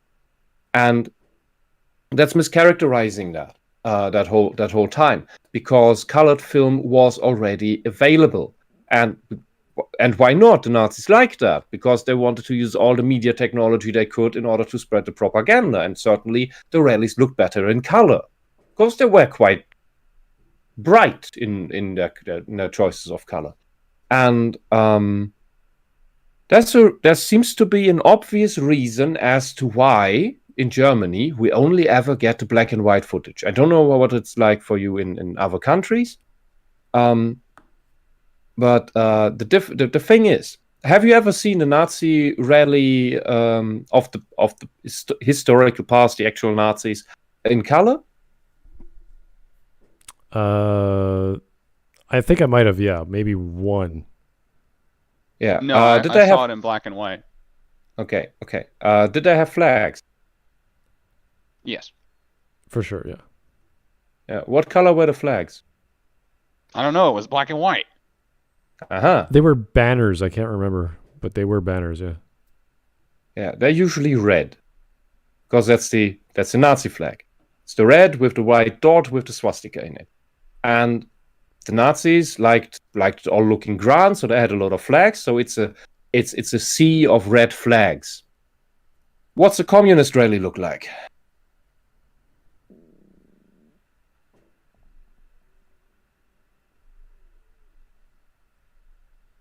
That was a rhetorical question, right? No, it's as much as a rhetorical question as I'd like to it be spoken out. You need to speak out the obvious sometimes, because that's the point in this case. The communist rally has a lot of red flags because the red is the color of the workers. The Nazi Party was the National Socialist Workers' Party of Germany, and was the full name. Die NSDAP, Nationalsozialistische Arbeiterpartei Deutschlands. Something. I'm mixing up the words, but that's what's in it. So they are socialists. That's why they use socialist colors. And when you see it in black and white, the Nazi flags all look black or like a very dark gray. If you see it, if you see all the documentaries in color, then the Nazi rallies would look very, very similar, almost indistinguishable from communist rallies. And this is part of the whole shtick to make us believe that the Nazis are different from the communists, so that we do not think about the communists being as bad as the Nazis. That there are we are not to believe that there are parallels between the two in any way. Mm.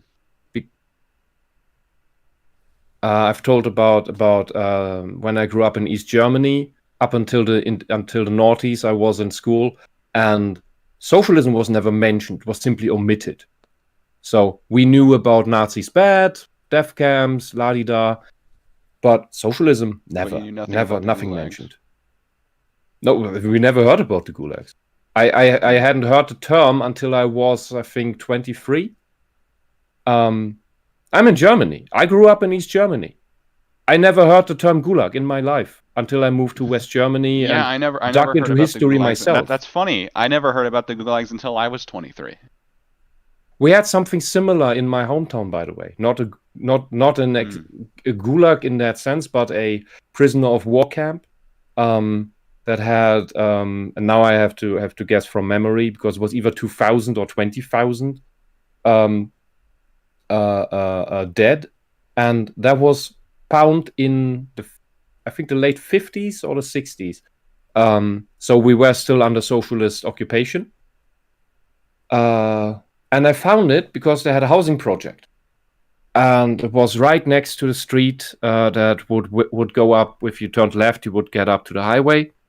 And it was when I learned about it, it was so strange because I was riding that street on my bicycle fairly regularly, and I never knew about this as a kid. I learned this only a couple of years ago. To be completely honest, I didn't even know my hometown of just a couple thousand people had a communist death camp in it. And when they started that housing project, they started to dig out the earth, the foundations, and then suddenly the earth started to cave in, and hundreds upon hundreds of corpses were falling out of the earth, out of the wall. Must have been terrifying for the workers there. Holy shit! Because because the communists just dumped their prisoners of war and regime dissidents, regime critics. They just dumped them in mass graves and then just forgot about it. They forgot about it so much that when socialist East Germany was ruling the place, they wanted to do a housing project and didn't even know they had that there were a couple thousand corpses buried there. The communists themselves forgot about several thousand dead, and then they had a prisoner of war camp, and it's just fucking horrible. And it took until. At first, I tried to say, "Oh, this was a Nazi camp. This was the Nazis." Well, it was too obvious, and they had to admit that it was actually the communist prisoner of war camp. And it took until the early 2000s to identify everyone. We had a pastor in town who made that his personal project to figure out each and every single person who had been there. And inform the families if they existed. And this was in the local newspaper once, I think, but nobody talked about it in school. It wasn't mentioned to us as kids. Our parents didn't talk about it. It was basically buried. And I think that's horrible because this is absolutely vital town history. Our town is 730, 40 years old at this point, and I think this is a major event that you should learn in school about your local history. No, universities, they talk about the Holocaust, but they do not talk about the gulags. Yeah, and that is a lie by omission that needs to end, because that is how the socialists get into the heads of people again and again, because they don't know about socialism. Hmm? A lot of the professors are socialists. Yes, exactly, and that's why they omit it, because they want to try again and again, and it's okay when they do it. I wouldn't be surprised if a lot of them honestly didn't even know about it. Oh yeah, it's basically Holocaust denial, just for whatever the communists did. But it works the exact same way. It's just a they make the same Holocaust, arguments. really. It is very similar. The gulags were very similar to the Holocaust. Okay, here's Francis Ford Coppola. Wait, I thought we were supposed to be punching up in comedy. All these left-wing self-aggrandizing actors and celebrities are definitely richer than Parker and Stone. These insects can't stick to their principles, can they? I don't know what their principles are exactly, per se. So maybe they have... They do either. It's always something about, you shouldn't be making fun of people, or you shouldn't be saying bad. It's like, unless it's the people we don't like, for whatever reason. Yeah, you can make fun of white people. If it's about Trump, you're okay. And I agree. He's a political figure. You should make fun of Trump and other people in power. But even today... Trump isn't white. He's orange. But even today, Trump's in the news. Like, every day, Trump's in the news for whatever. You're like, guys, give it a rest. No, they can't. They can't, because it's the only thing they learned how to do. If they could do anything before, they forgot how to do it. And every of these, in quotation marks, journalists that got into the job during that time, this is the only thing they know how to do. Read Twitter, be Twitter enraged, and quote Trump and rant about Trump. And misquote Trump, of course. And that's all they know. So if Trump's gone, what do? They don't know. So they have to continue the one thing they ever learned. They're one-trick ponies. They weren't trained to be journalists. They have not even the slightest vestige of ethics. Follow Trump around, that's all. They're propagandists. And all these weird courses in universities, they're only training propagandists. They're not training people to be useful in any way, not for their own lives, not for society at large, only for the ideology. I find and it once funny. the ideology doesn't need them anymore, they'll get discarded and thrown away. And then they're surprised, but I thought I'd be part of the ruling class if we took power. Yeah, that's what every revolutionary thinks. I just find it funny because I'm on Canadian Twitter, and even we get hashtags in Canada about Trump. It's like, oh my God. Oh, Germany too. I mean, we had fucking Black Lives Matter protests in Germany. For Black Lives Matter, with all the I think 3 black people we have in Germany. But during Corona lockdown, mind you, those things get allowed. During the China virus It's just all lockdown. insane. It's just all insane. And I wonder why people don't take the all this any of this government authoritarian stuff seriously when they make exceptions for causes they like. And maybe there's not much to what you're telling us, like the climate stuff, like the 108 genders or whatever. Maybe there's not much to it if the government is partisan about things that don't even make sense. We're told we have a conservative government, but everything that happens looks like socialist authoritarian police state stuff. What's up with that? Doesn't make sense. Okay, let's keep going. We got 5 minutes left. With Sharon of the New York Times, Stone and Parker echo these sentiments themselves. To Waxman, Stone comments that an actor convinces himself he's doing something important to the world. You're an actor, all you do is read lines. Parker follows up his statement by reiterating, "You don't know what's up, actors. You don't know what's up, President. Shut up."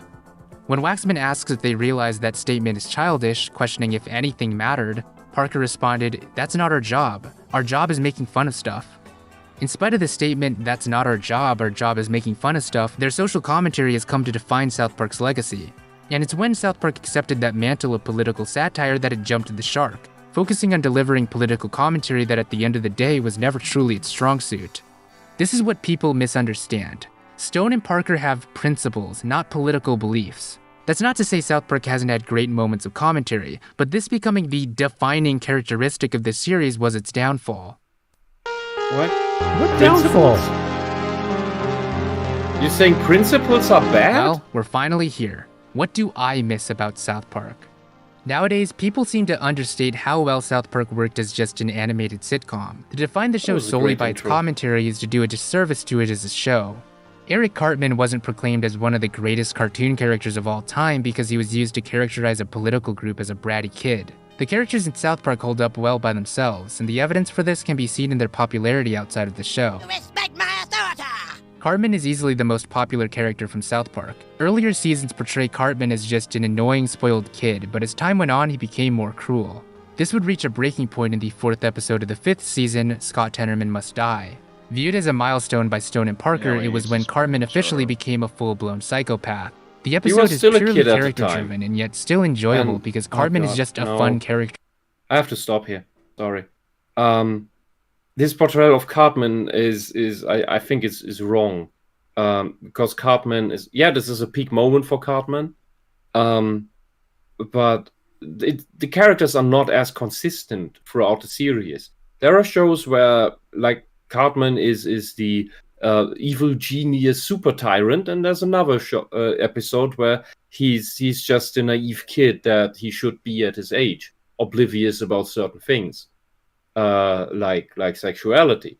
And in the next episode, he is again the megalomaniacal super genius that knows everything and knows exactly how to play people in order to gain something out of them, including even sexual topics.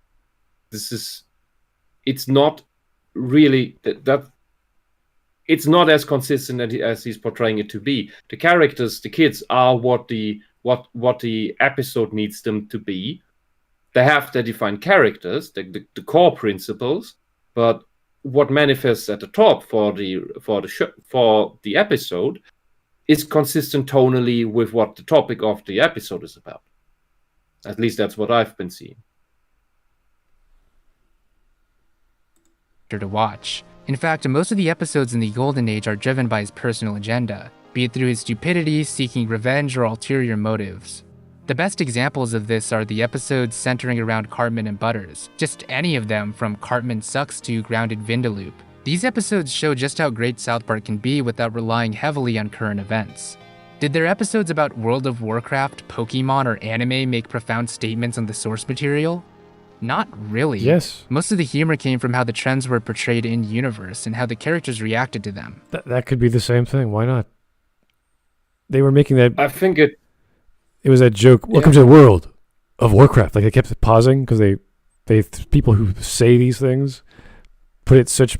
They bring it up to such a high level. It's basically their life, or their big thing in life, their entertainment in life. So.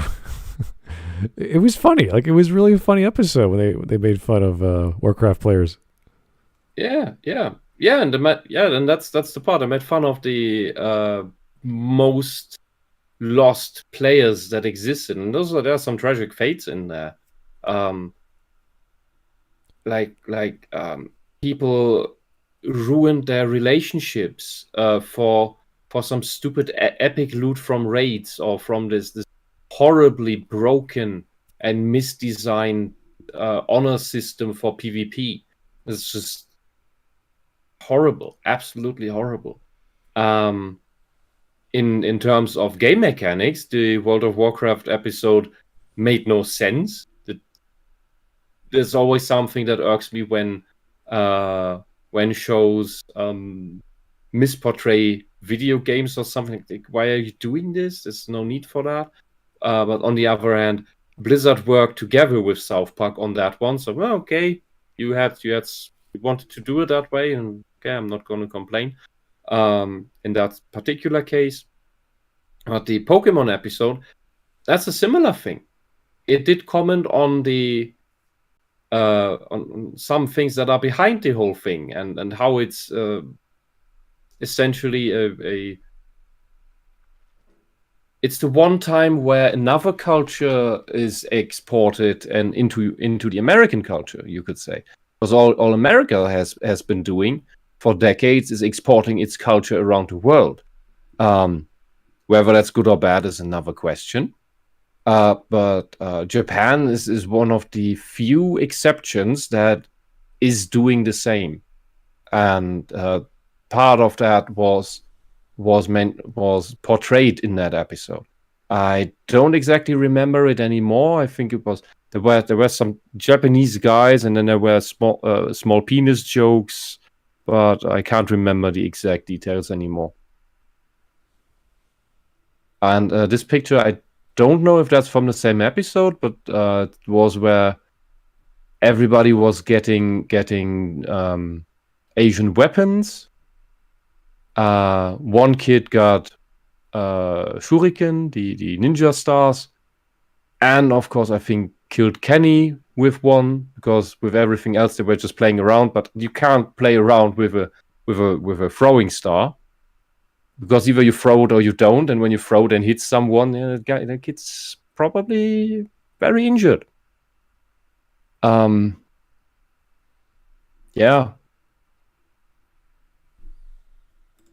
Before South Park became known for its commentary, it was known for capturing the essence of the specials it originally parodied. Buried under South Park's crude humor and disgusting visuals is what Stone himself described as a big heart. With the cast of genuinely likable characters, South Park had many memorable moments and often did try to teach moral lessons in its own twisted way. Newer seasons of South Park rely far too heavily on current events, to the point where it feels like the actual characters have been pushed aside. Perhaps most infamous is the 20th season, which Stone and Parker wrote under the assumption that Hillary Clinton would win the 2016 presidential election. When an entire season's worth of development can be jeopardized this devastatingly by real-world events, it may be a sign that you're too dependent on them.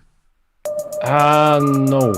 I disagree again, because there was the season where they did not do it in a... I always mix these two up. Serialized way?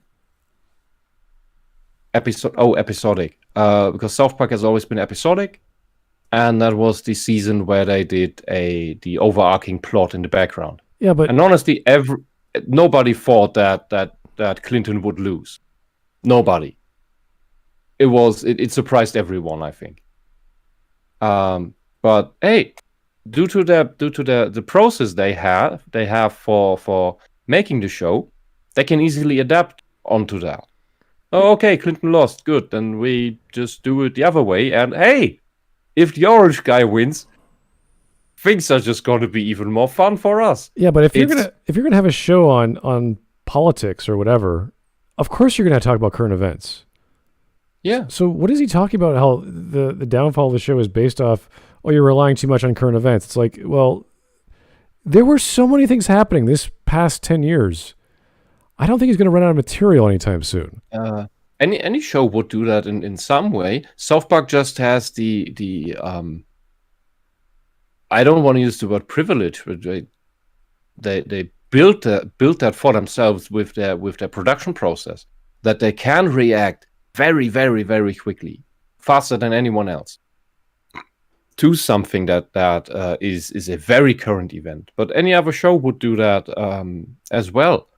That is doing political satire, and then there's the I talked too long on one topic and I forgot the next one. Damn. And any satirist is, by the way, super happy when in a sour way, when a really, really dumb but funny ruler is elected or gets into power. Because that means that's just the cow that keeps on giving. Like, if Clinton had won, that wouldn't be as fun for satirists as much as Trump, because Trump's just funny. Whatever he does, it's just funny. And Biden, that's a dead horse that you can't beat for that long, because it's just too much the same all the time. Like, Biden's not going to do a lot of funny things. Yeah, occasionally, because he's old and frail and about to die any second.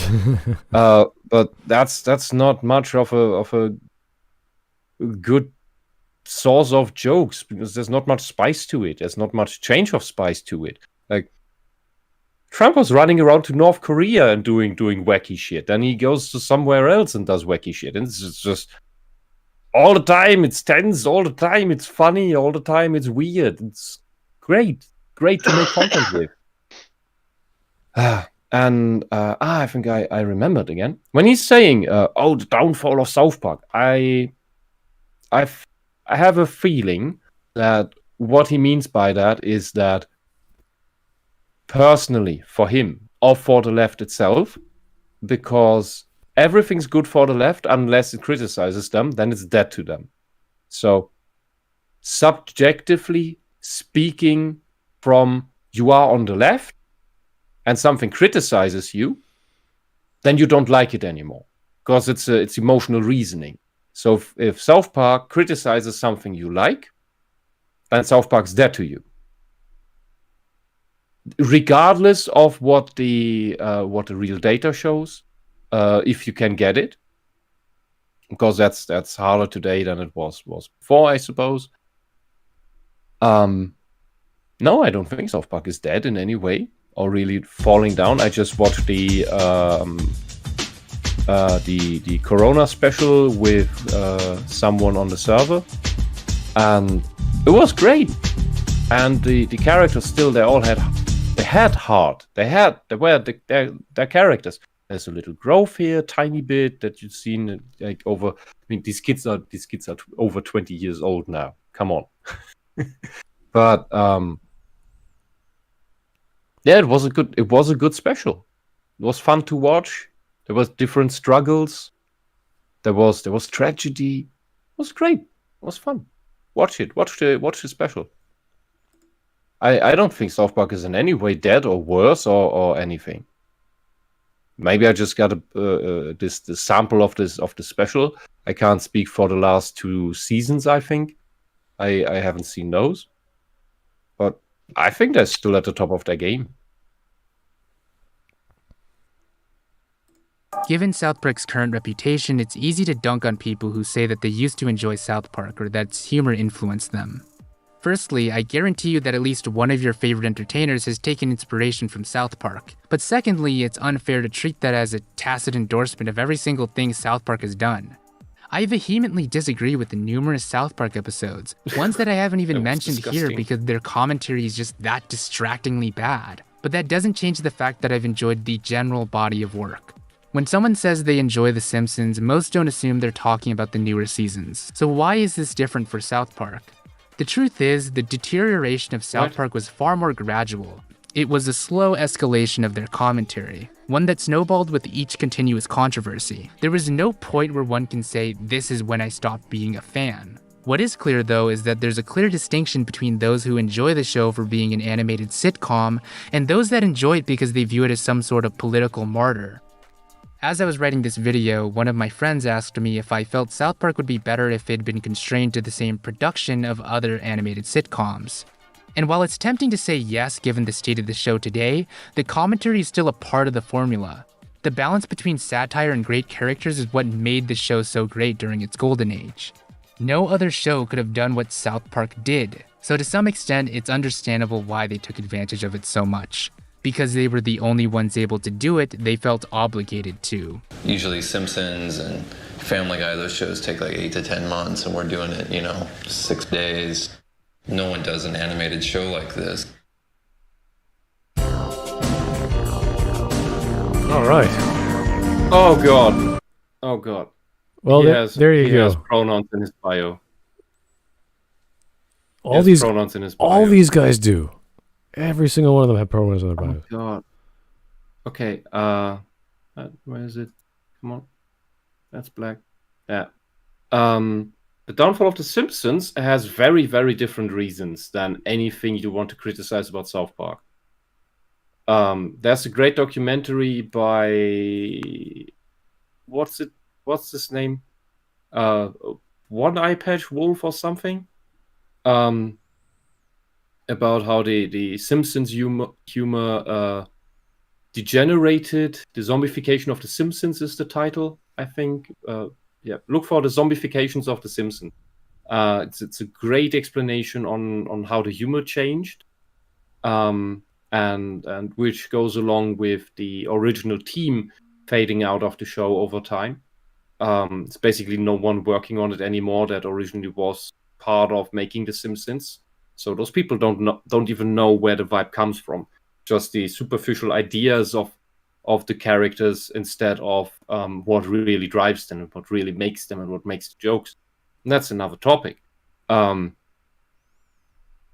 This guy, I don't fucking... Okay, he has a rose in his thing as well, so he's a socialist. 18, he, him. Dude, you're 18 and you're falling for the most radical left pseudo-science bullshit that is out there, and that is this gender agenda bullshit. And you want to talk to me about other things being pseudo-science when they criticize your position, the position you like. You're 18, you barely know anything about the world. You've just heard shit in school. You're gonna hear more shit in your socialist infested university that has been that you will go to. You're not looking at the other side, and I didn't look at your profile before. I'm only seeing it now, and all this tells me is you don't like South Park anymore because it criticizes positions you are holding. That's petty. You never explored the criticisms of what you claim is the other side. You don't understand what really is left and right wing. You seem to be making excuses for Xi Jinping. That guy is at least as bad as Hitler. I mean, as a German, I have to be careful what I say here. Yeah, we have laws about that, fucking hell. Okay. Dude.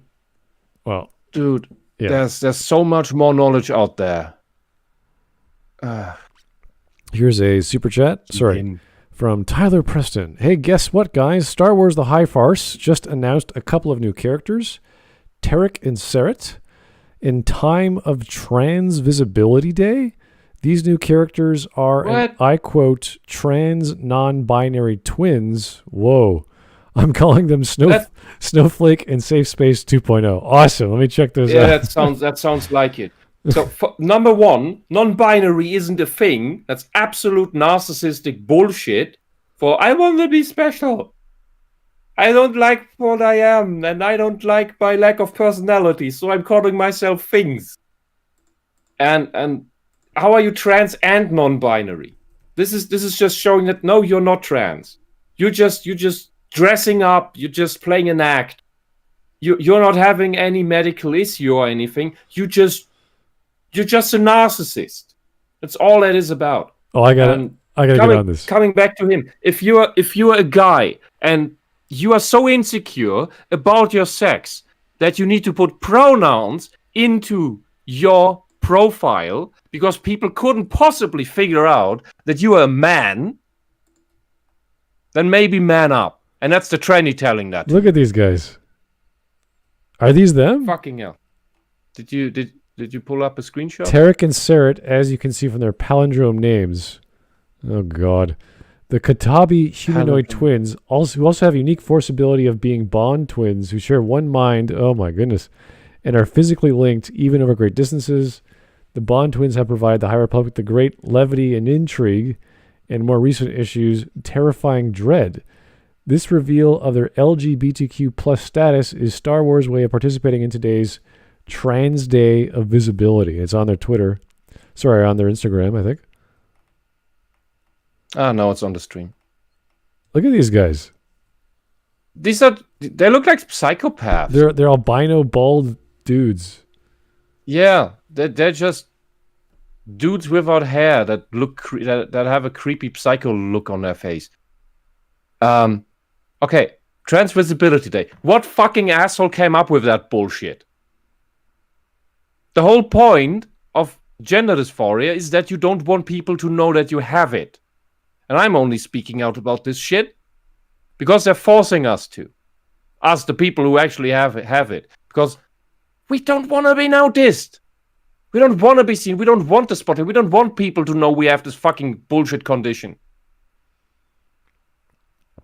The people who want everyone to know, I'm trans, look at me. They're attention whores.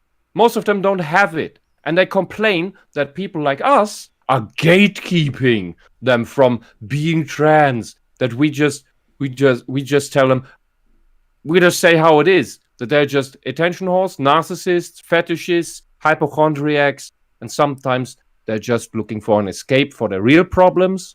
Like they're blaming it on a condition they find, in this case trans, and they think that if I blame it all on this condition, it's not necessarily conscious, then I don't need to deal with my real problems. And if I transition, then all my real problems magically go away. And then they transition and notice that their problems don't go away magically.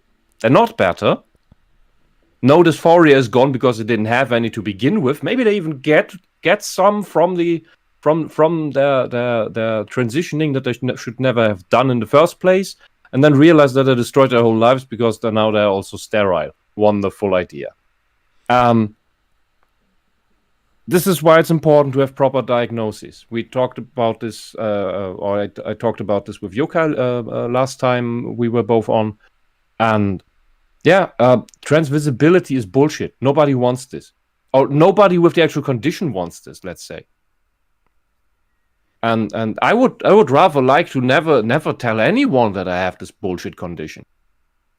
But these SJWs, transgenders we call them sometimes, they've taken up too much control over everything. They're defining the narrative. They're pushing legislation. These are the people who are pushing the legislation that bothers you.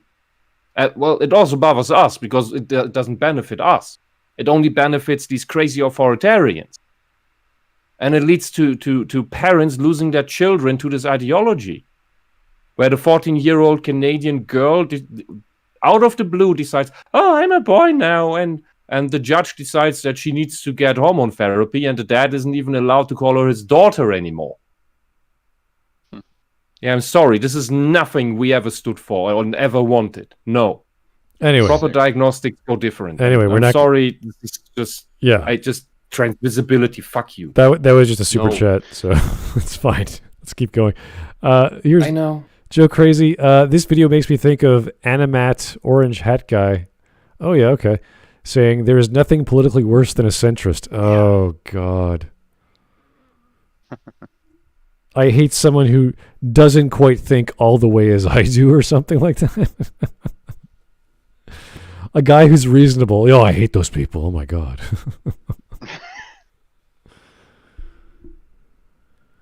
I don't know why people get so fed up with politics. You know, if you want to choke your girlfriend during sex, that's your business. Go ahead. Don't try and choke everyone else in public, please, okay? Just leave them alone. Yeah. Oh, and to all those creators and studios in the West out there thinking they need to put trans characters everywhere. You people don't fucking know how to write a trans character, a trans story, any of that. You have no fucking clue. You only write this political bullshit based on these fetishistic assholes. If you want good trans stories, there's manga about that. That's good stuff.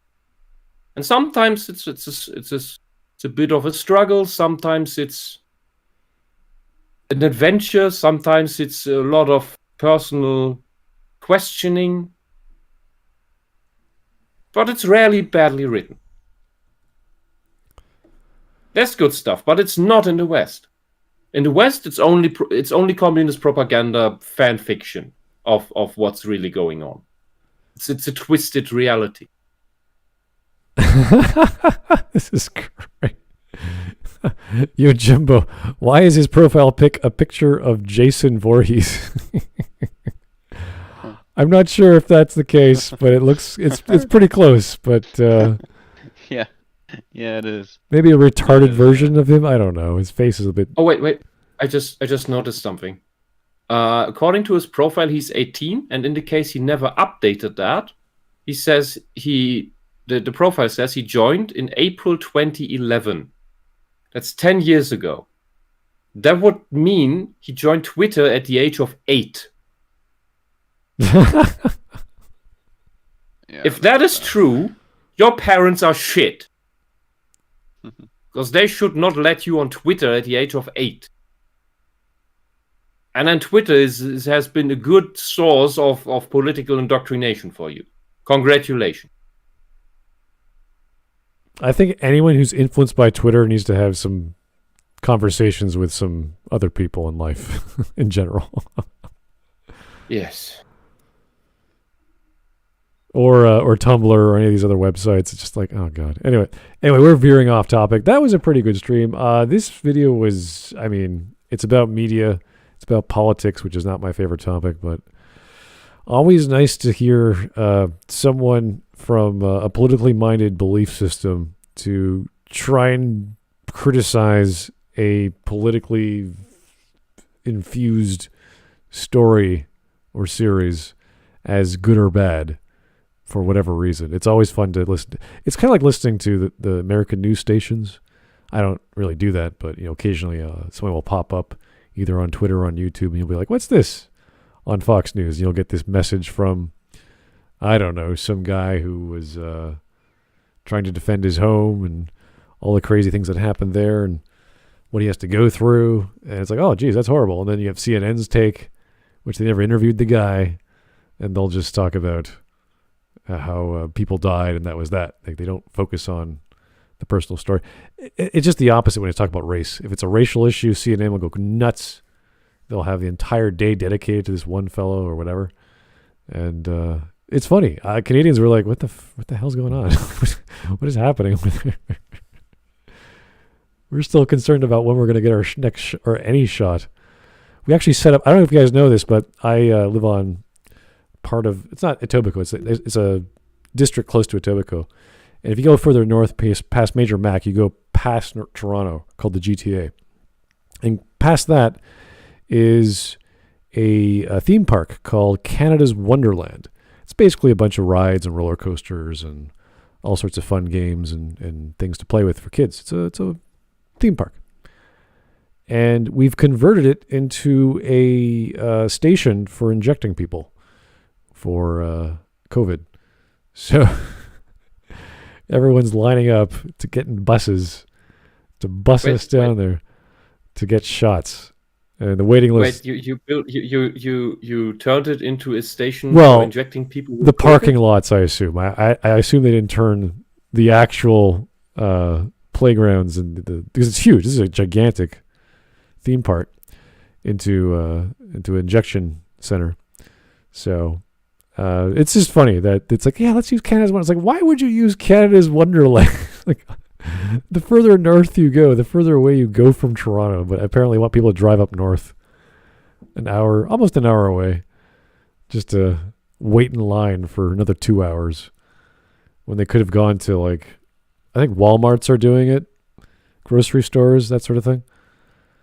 So anyway, that's Canada's weird. We just got strange. We've had, I think our current count is over 2,500. Our daily report of reported cases. So we might go into a third lockdown as a result. We'll find out tomorrow.